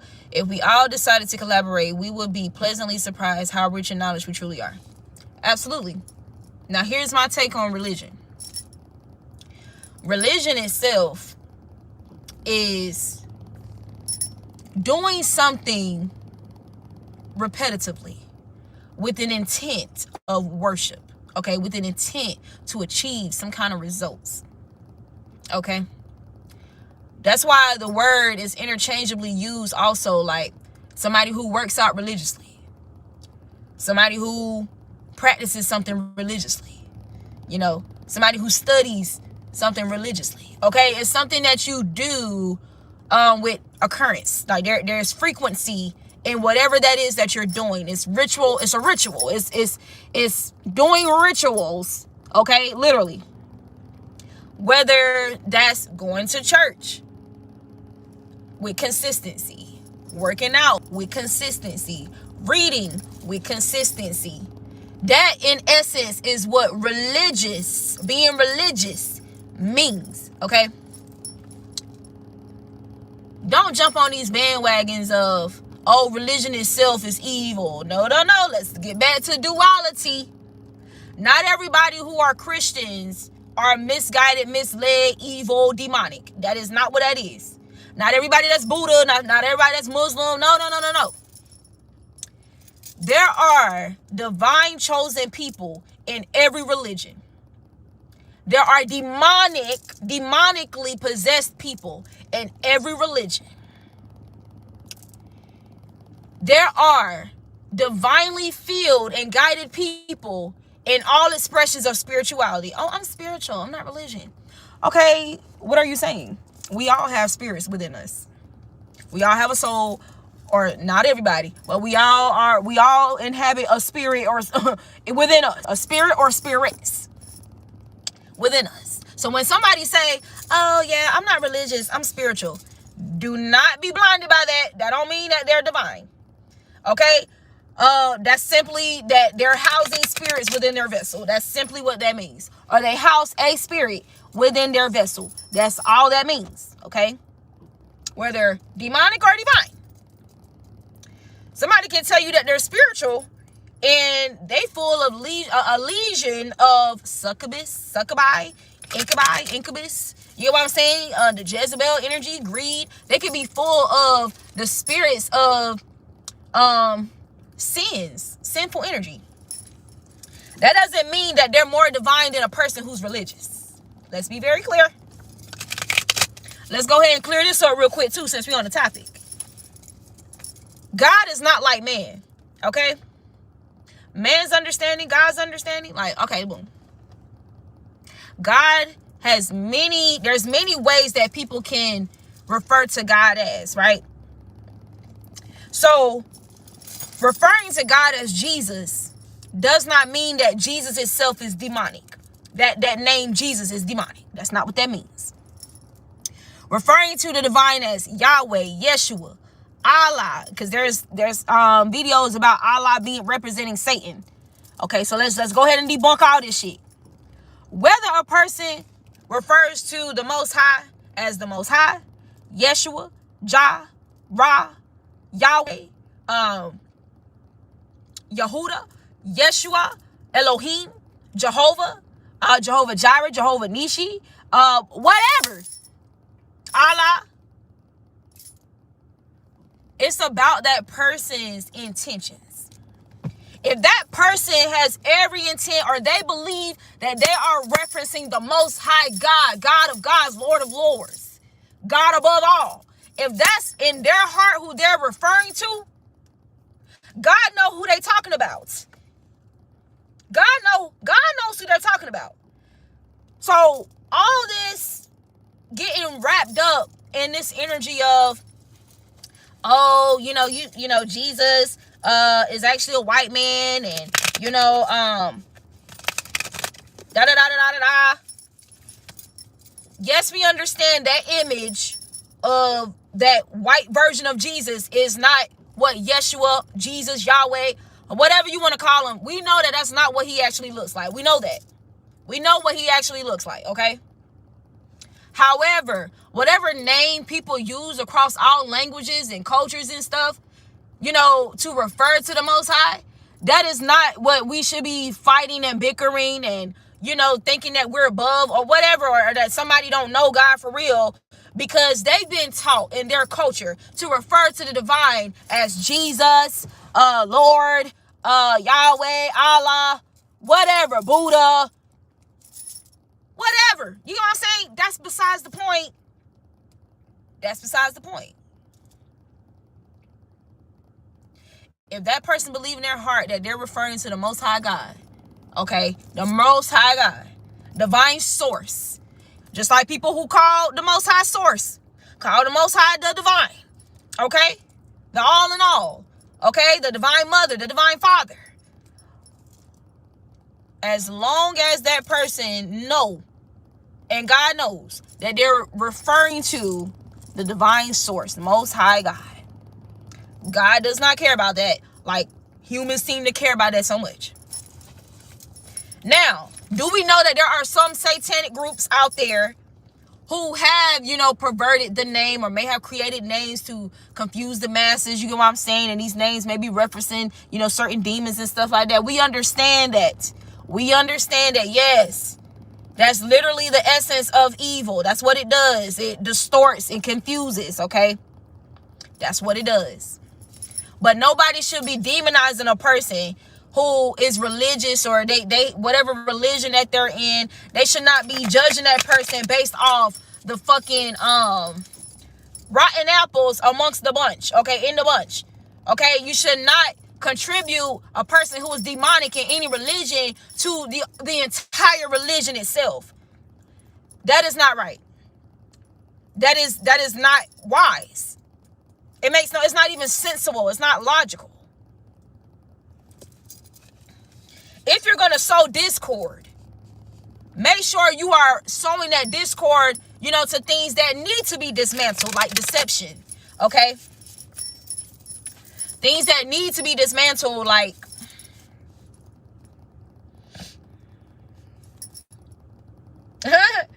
woman in STEM, iconic. Queen of facts and queen of aesthetic. I wonder if Queen of STEM is Queen of Wands. I'll have to look it up. But we got two queens here, as I said that. So I'm getting hot. I want to take my shirt off, but I got my business. One of the business I work for is on my shirt, and I really don't got time for these goddamn hating ass motherfuckers. So I'm gonna leave my jacket on. Boy, when I say my divine ancestors, like, really, like, because they on that time of, like, trolling trolls. They tell us to do it for the plot. I should. But I really be trying to say, like, even, it's not even a matter of me, like, fully trying to protect myself. Okay? It's more so me trying to protect people who think they're going to attack something that, something that I'm involved in or whatever. You know what I'm saying? But they really hurting themselves, like, because it's going to backfire. Like, it's inevitable. So I be trying to save people, bro. Like, the last thing you should want to do is attack me. Like, or attack a divine being in any way, shape, or form. Trying to attack their finances, their materials, okay, what they do for work, their job. You know, that's not what that's... All things work together for the good of those who love God. Let's just say that. Let me see. Alright, I'm gonna take it off. Because I am warm. I'm warm as fuck. Ugh.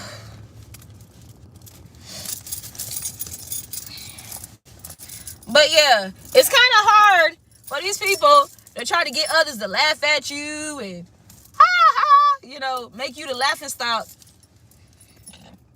when they come over, or they find where you at or whatever, and think that they about to troll you and they about to sit around together and watch your video or show up to an event that you gonna be at, you know, go pull up your business page or pull up at your job, and they see you like really on your shit. Like, damn, like, and now motherfuckers admiring you. Now they're in the adoration, secret adoration and shit. Like, like, it's kind of hard to laugh at somebody who know what the fuck they doing. And it's kind of hard to laugh at somebody or try to humiliate somebody who, you feel me, who confident, you know, and their confidence is not dictated on people validating or approving them. You know what I'm saying? Like, it's dictated on God's approval. What the hell? It's dictated on their divine ancestors' approval. You know what I'm saying? I'm gonna pull some cards from. I'm working on like a new set of index cards, but my pen went out on me last night. So I'm gonna pull from the ones that I got. So you got a huge clash in opinions, okay? And that's crazy. That's crazy because I just got done saying, like, it's kind of hard to make somebody the laughing stock, you know, when they know what the fuck they talking about, when they dropping gems that ain't nobody in that group that they thought they was going to team up together with to come laugh at you. None of these motherfuckers is on that level of thinking. None of these motherfuckers have this level of understanding and wisdom. None of them. Motherfuckers is being taught some shit. Motherfuckers is being educated. When they think they about to come over to collective and laugh at collective, but they end up leaving intrigued as fuck. Intrigued. Damn, I feel like I done gained a new skill. Thinking I'm gonna come over here and watching and stalking and gang stalking and being a flying monkey to collective. Goddamn. They got me. They ain't like, can they see me through the screen? Like, damn, like, do they see right through me? Like, look, people showing up to where you at. Okay? Like, damn, look. I'm a massage therapist, right? Imagine somebody sending like one of my quote unquote enemies sending like one of their flying monkeys or sending somebody to me to receive a service, right? Now, 9 times out of 10, I'm gonna know, right? Now, let me tell you how the Most High, you know how they get down too. Now, go ahead and go ahead and service them, because baby, it's anointed over here. It's anointed.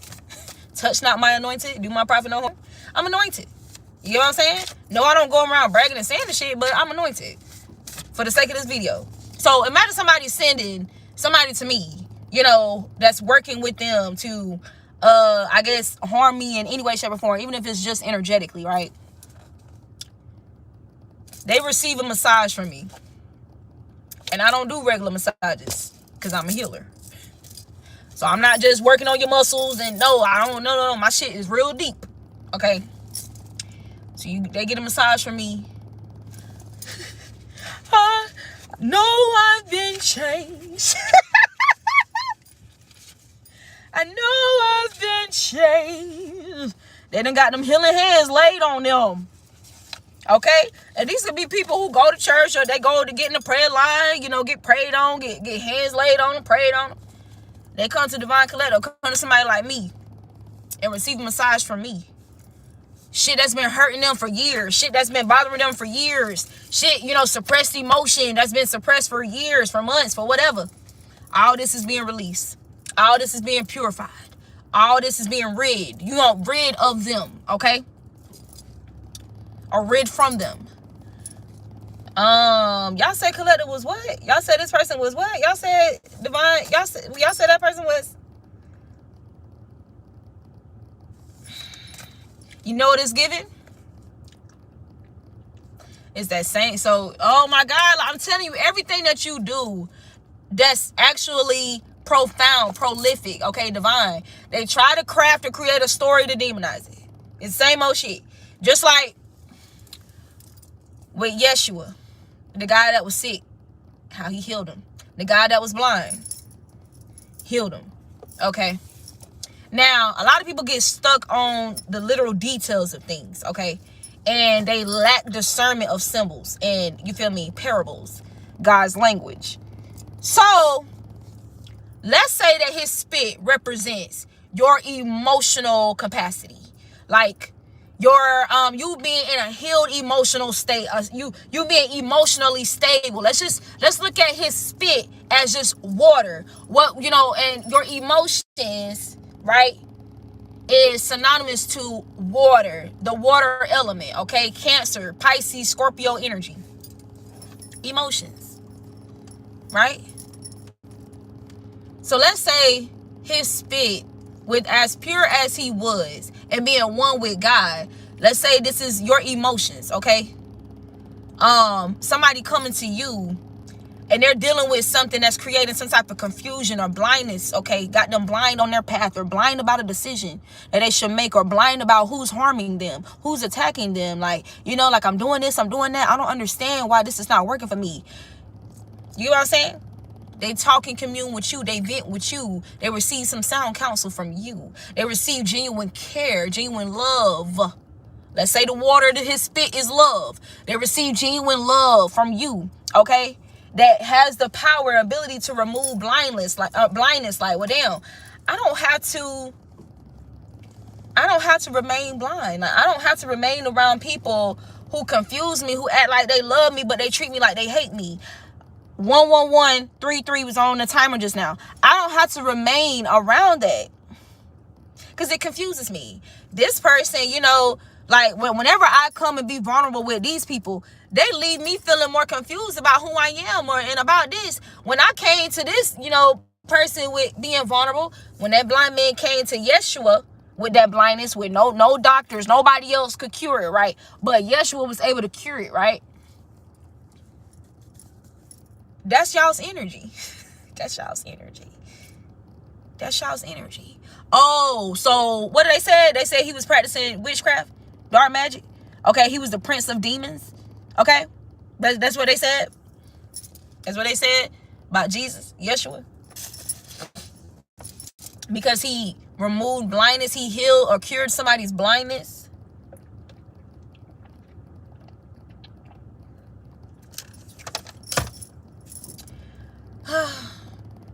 You know, something that's very typical in our past, y'all, is how the people that we align with, okay, that we connect to, the people that we date, people that we become friends with, people in which we become like kind of guardians, gatekeepers, guides to, people that we share our gifts and our abilities, our anointing with, and when they, you know, begin to improve in any way, shape, or form,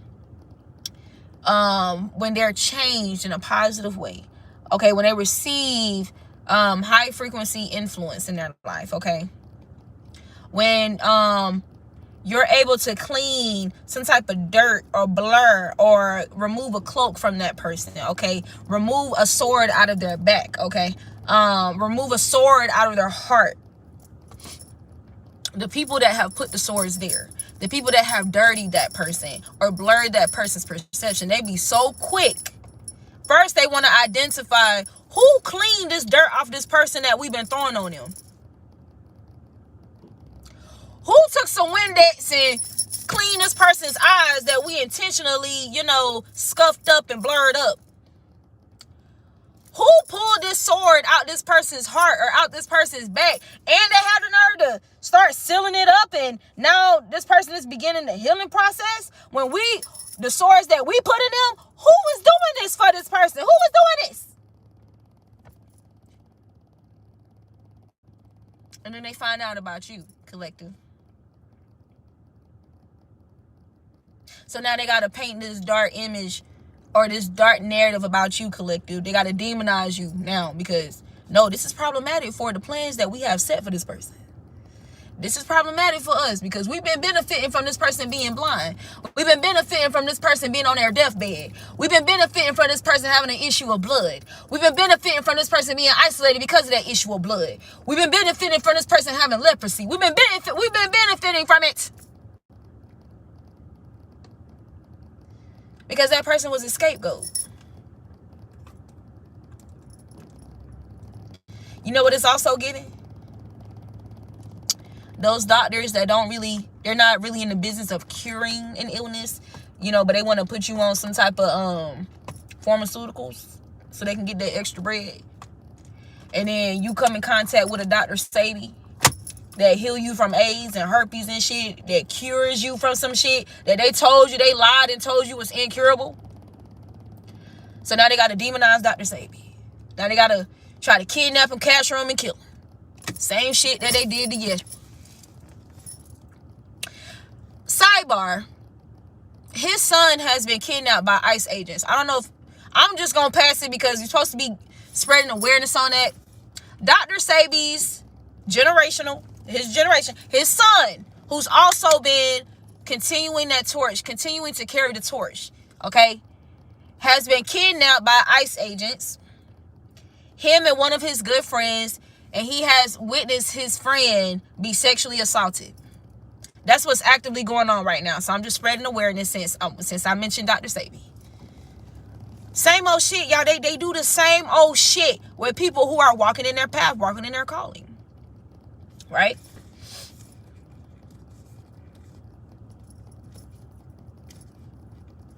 You know what else? What this laughing stock energy backfiring badly is about too? Some of you guys are so in tune, so tapped in with the divine, not even willing to be blinded by quote unquote allies. That these people, they can't catch you up. They can't set you up. You too 10 steps ahead.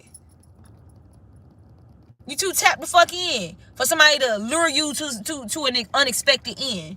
You too tapped the fuck in. Like, to be pressed, to be around motherfuckers. You know what I'm saying? To not at any time be able to be by yourself. Even when you do have trusted friends, trusted family. At any given moment, you need to be willing to flee to the desert. At any given moment when God tells you to do something, you need to be willing to obey it. At any given moment. At any given moment, you need to always know that God is the definite escape to all things, to all plots, all schemes. God is that way of escape. Not running to your trusted ally, no. There are some times when you only can go to God to escape something.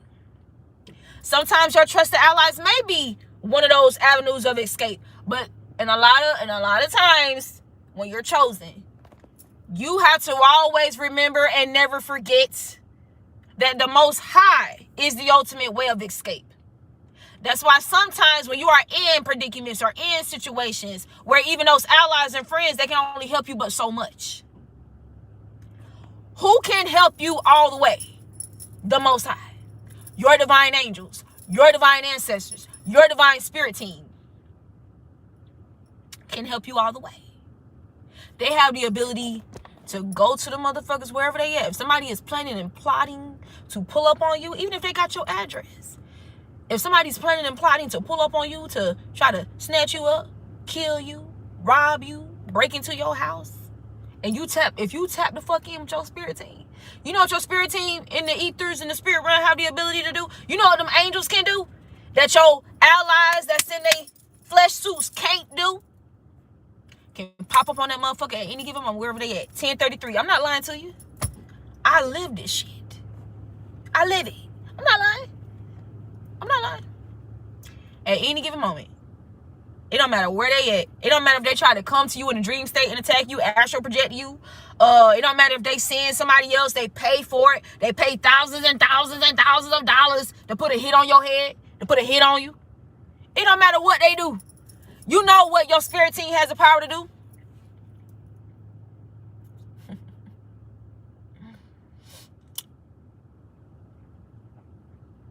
Pop up on your hitman. you know, take that energy that they're sending, that they're conjuring, you know, to work against you, right? They can grab that energy, you know, make a brew, you know, a little cauldron, you know, they in the, you know, they can get in that car with that hitman and his homie, okay, that's gonna help him, you know, stir up some energy, that energy that they're conjuring towards you that you don't deserve. They can stir that energy between them two. Before you know it, your homeboy done kill your hitman.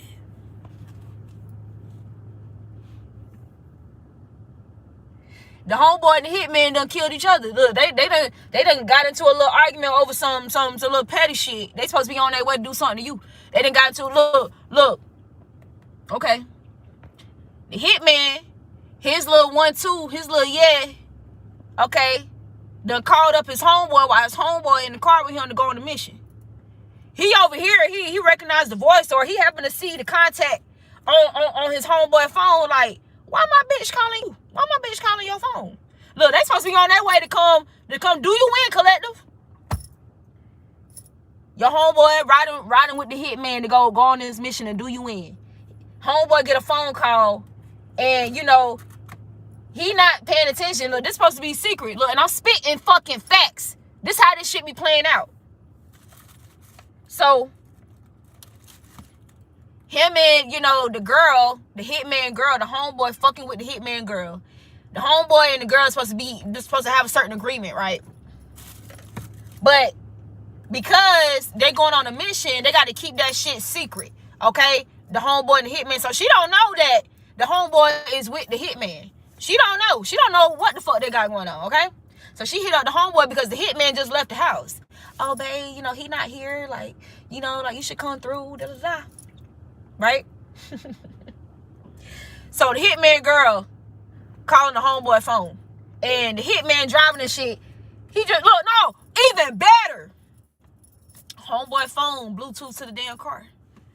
Okay, they lit. They hyping themselves up. You feel me? Like, homeboy got the dopest playlist. So his phone, Bluetooth to the hitman car. Homeboy get the phone call from the hitman girl. Her number and shit pop up on the damn. Why the fuck is my bitch calling you? So now he triggered. They arguing. Next thing you know, the hitman done killed the homeboy, or the homeboy done killed the hitman in fear of the hitman killing him. That's how y'all spirit team be coming through for y'all. When motherfuckers think they gonna do some shit to you, yeah, it gets real spooky and scary over here. That's why I'm very disliked, but also very loved. Because you ain't about to do a goddamn thing to me. Ain't no motherfucker working out of evil gonna do a goddamn thing to me. You're not gonna get away with it. You're not gonna succeed. It's not gonna prosper. Didn't God tell you that? No weapon formed against me shall prosper. The weapons will be formed, but they're not gonna prosper. No weapon formed against me will prosper. But you can form those weapons with me in mind, but I guarantee you, it's gonna prosper in your own life. Because you sown those seeds. So you gotta reap that harvest. So I have every right to return your energy back to you. I have every right to permit my divine angels, my divine spirit team to do whatever the fuck they want to do with whatever evil you're conjuring towards my life. And that's how they get down. Yeah. Who's going to explain that?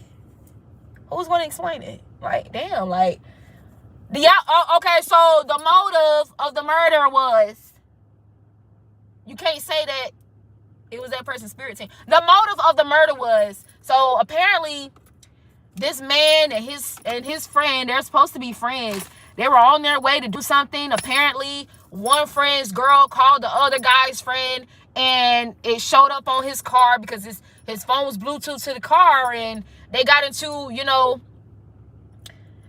a fight, and unfortunately gun violence was involved, and that's why we have our victim here.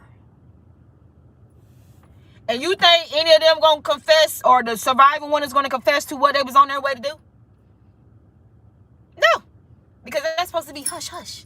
That's supposed to be, doing hits on people and setting people up and killing and murdering and shooting and kidnapping and trapping. All that's supposed to be hush hush.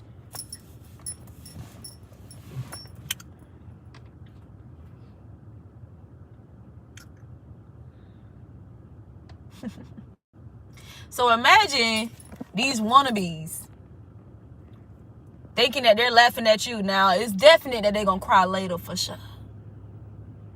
We going to disregard for the moment their internal cries that even have them in the state of wanting to team up or be envious or project, or cast any workings or witchcraft against you because they're triggered by everything that you are. And I guess they think because they team up and work with others, they can convince you that, yeah, like something's wrong with you. Oh no, we just don't fuck with you because you can't fuck with us. No, you can't fuck with me. Actually, none of y'all can. That's the truth. You can't fuck with collective.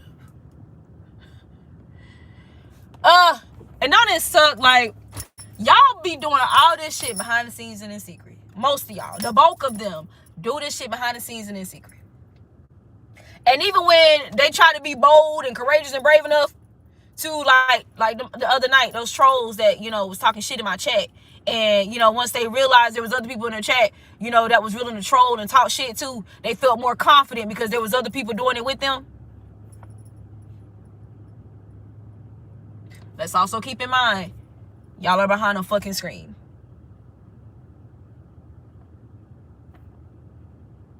Let's just keep that in mind. I've never been in a situation where, let me think real good about this.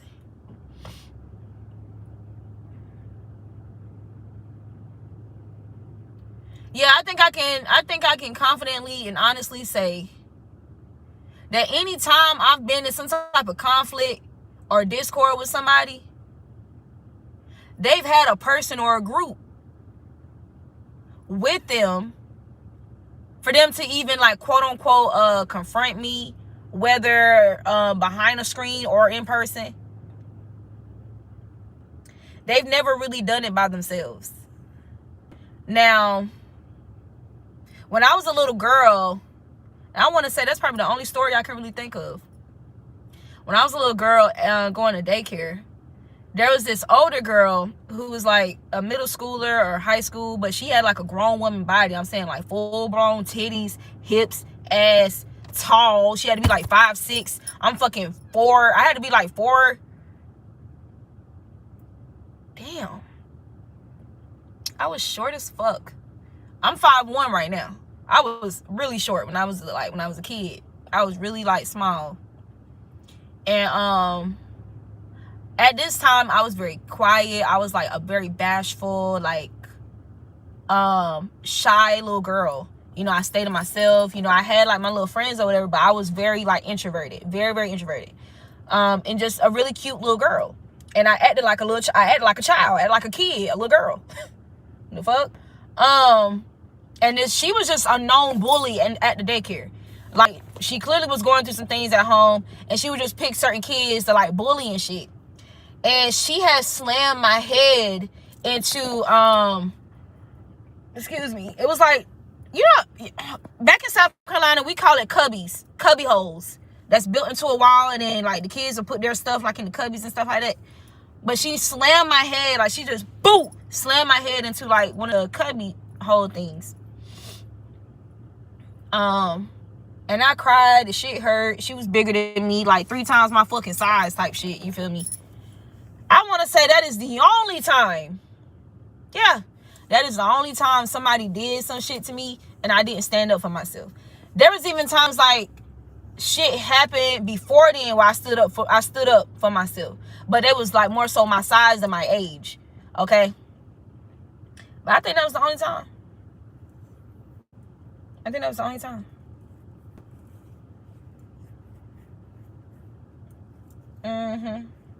But in most cases, motherfuckers be having a battery in their back. I want to say in most of all the cases, where there was somebody brought some conflict with me or confronted me or whatever, they had a battery in their back. Somebody was on the phone with them. Somebody was sitting with them. Somebody was in the room with them. It was always somebody or people. Okay?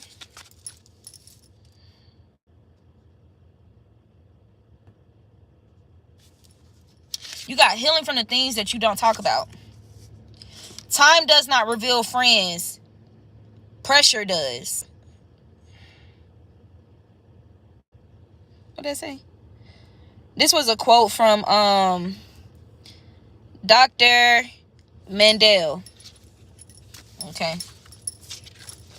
You got looking dumb in the reverse. Like, you're not looking dumb at all. Like, if anything, you're looking brave. You're looking courageous. If these people call themselves, like, watching you, stalking you, gang stalking you, like, ha, ha, ha, trying to point and laugh at you, you're not. The things that people, quote, unquote, laugh about, you don't look nothing like, you don't qualify.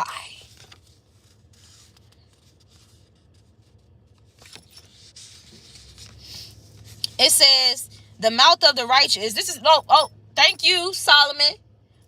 This how you look, collective, when these people think they're going to come and point and ha, ha, ha. The mouth of the righteous is a well of life. Proverbs 10 and 11. Pleasant words are as a honeycomb, sweet to the soul and health to the bones. Proverbs 16 and 24. Mind you, I was in the dark when I was writing these cards. His words heal, stabilize, protect, and build. His voice carries peace, wisdom, restraint, and clarity. People feel safer, clearer, and strengthened after interacting with him. This is y'all's energy. I just got done explaining that in a different type of way. Now how is that the laughing stock? How they gonna laugh at somebody who's like that? Somebody who embodies Proverbs 10 and 11, Proverbs 16 and 24. How they gonna laugh at that? Exactly. An entire community is crumbling.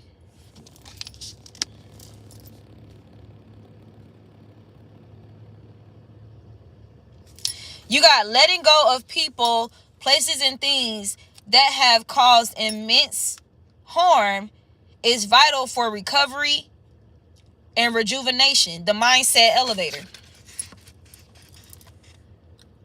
How is that funny? Like, what is there to laugh about that? Like, you're actually brave and courageous enough to walk away from things that are not good for you. Meanwhile, they're not. They're sticking together. They're willing to fake the funk and laugh with other people, become bullies and shit, even though they don't really want to do it. They don't really want to do that.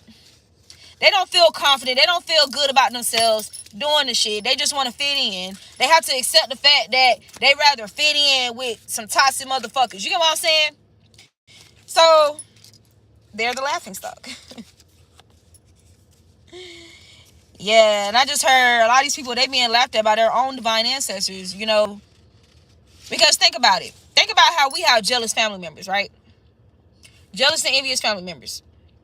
So think about what it's like in the spirit realm with the divine ancestors of your bloodline and the demonic ancestors of your bloodline. Okay? The demonic ones still hating on the divine ones.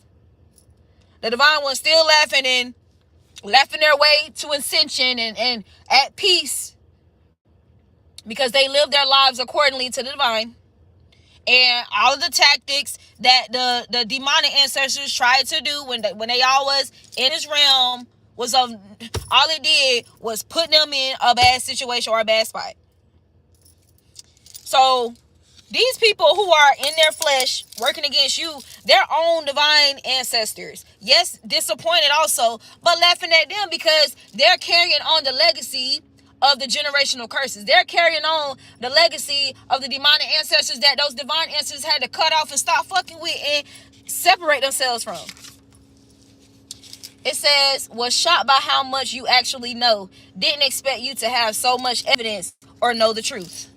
Oh, I'm sure they didn't expect that, right? Plastic smiles.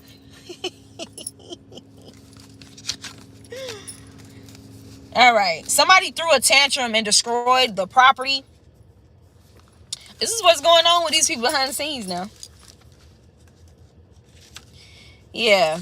Meanwhile, you're healing from things that you don't talk about.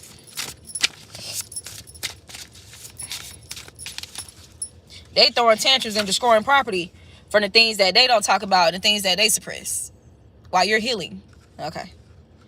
It says, only high frequency relationships allowed. Yeah, whoever this is that's throwing tantrums, okay, and destroying property, this is happening between a taker through taker connection, a psychotic connection. Or somebody's exposing their psychosis, or somebody's in a psychosis. Somebody or a couple or a group that was plastic smiles. That short that I shared, man, that shit was tea. On the money. Only high frequency relationships allowed. He said, a giver and a giver connection is an exotic. A giver and a taker connection is neurotic. A taker and a taker connection is psychotic.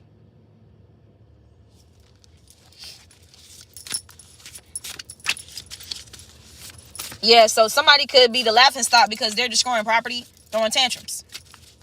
Okay, it's given Proverbs when he talks about that demonic woman or whatever that tears down her own house with her own hands, or tears down her house with her own hands. Okay, this tantrum, somebody's throwing tantrums and destroying property because they did so much, they put in so much work and effort for you to look dumb, but you don't look dumb at all. If anything, you look wise, you look intelligent. You look bright and brilliant. All the okay. A toxic father who enables their child's toxicity. Okay, so that can be that princess complex energy. It says inappropriate father-daughter relationship. So this is somebody who has an inappropriate father-daughter relationship or relationship with their father, okay? Because both of them cards came out. Some of you guys can have an inappropriate, some of you guys may not have the best connection with your physical father, or you could have an absent father. Okay, but the fact that you're connected to the divine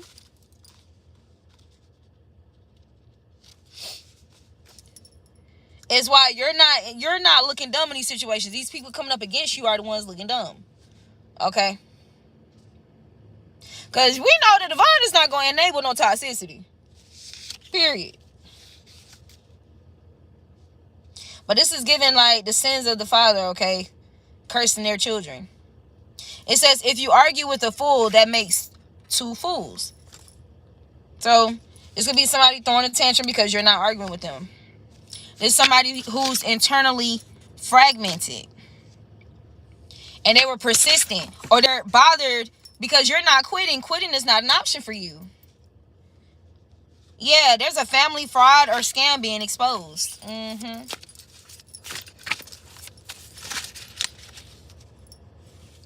There's something significant about adolescent pregnancy, okay? It says hiding from your light as Adam and Eve hid from God because they were in violation. So somebody could be avoiding you, hiding you, okay, out here, portraying plastic smiles, hiding from you because they were in violation of your energies. So somebody who can't face you.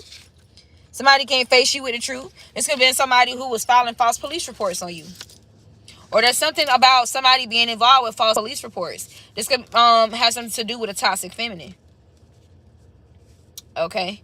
It says it says faking sickness to get out of something, avoidance and control. I'm telling you, somebody hiding from your light as Adam and Eve hid from God because they were in violation. Like, yeah, this could have been somebody, or because somebody was coerced, or something was done with force at someone's expense, maybe your expense. Yeah. By people with selfish goals and intent, or for somebody with selfish goals and intent.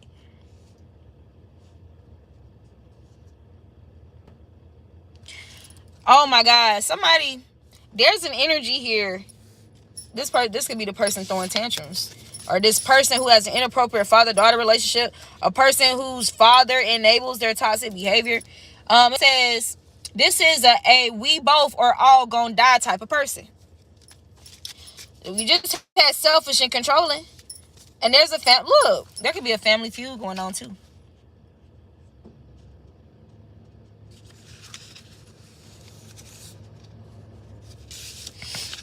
Yeah.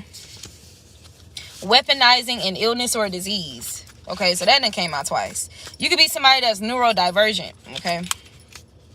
Maybe there was energies, or maybe a mother for some of you guys. A toxic mother could have been trying to play this against you. There's something significant about an inappropriate mother-son relationship. Okay, so boom. There's a taker connection that's imploding on itself, right? Why? Because the feminine has an inappropriate relationship with her father, okay? Or there's something about her father being toxic and enabling her toxic behavior. And then this person, this guy, he has an inappropriate mother-son relationship. Yeah, and now, yeah, so there, for some, look, there's definitely a masculine that's too embarrassed, ashamed to face you because you see through the illusion. Yeah, and you're clearing the air about some deception here. Somebody could be abusing prescription pills, okay? Trying to cope.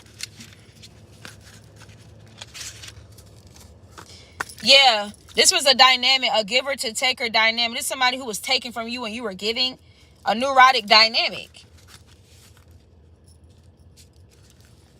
Yeah, it's something about you releasing that, or there's something about your standard. You holding up a standard of only high frequency connections allowed, giver to giver, exotic connections. Yeah, so there could be people laughing at this person. This person could be popping prescription pills to cope with this.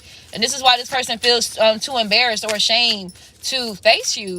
There could be people connected to them, or people that encourage them to work against you, laughing at them. Yeah, because you're being viewed as the softest and most ruthless that this person has encountered. Oh my God. You got oculism, a humbling awareness of how limited your perspective is in the grand scheme of things. This is somebody's current reality right now. This person could be going, yeah, maybe this person is healing from things that they don't talk about, or they're in the process of doing that, or a dark night of the soul. You could have been helping somebody heal from things that they don't talk about as well. But there was some pressure here. Somebody's learned a lesson about how time does not reveal friends. Pressure does. So there was a lot of pressure created here because somebody was supposed to wake the fuck up and depart from evil. Some evil ass friends. Some people that don't really have their best interest at heart. Look, you got letting go of people, places, and things that have caused immense harm is vital for recovery and rejuvenation. The mindset elevator. Okay?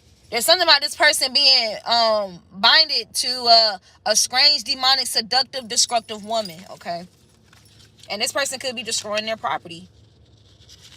Yep, an entire community is crumbling. So there was a community that backed this up, supported this, or they all had their hands in something, and they're all crumbling. Yeah, for letting, yeah, oh, somebody is tender right now. You got tendernism. They real tender. Somebody could regret having kids, okay? Or having kids with somebody. Yeah, this person that, yeah, you got it. It came out again. Threw a tantrum and destroyed their property. Somebody regrets having kids with somebody that's throwing tantrums and destroying their property. Somebody could have also invested, purchased, or used some Hex deadly powder. Maybe some Haitian Hex deadly powder. Yeah. Yeah. This could be why somebody is abusing pills also, because somebody put some type of powder. Look, it came out again. Somebody did something with some powder, like to put a death to something or end to something. Maybe a death to somebody's confidence, courage. People hate and envy your ability to be alone. I think we're going to close out with that message, y'all, because guess what? Look, y'all, so in the physical, I have like 3 mamas. Probably more than that. But women who have taken me under their wing as their daughter. And I'm a Taurus. And one of my mamas just hit me up and told me that dinner is ready. So I'm going to end on that.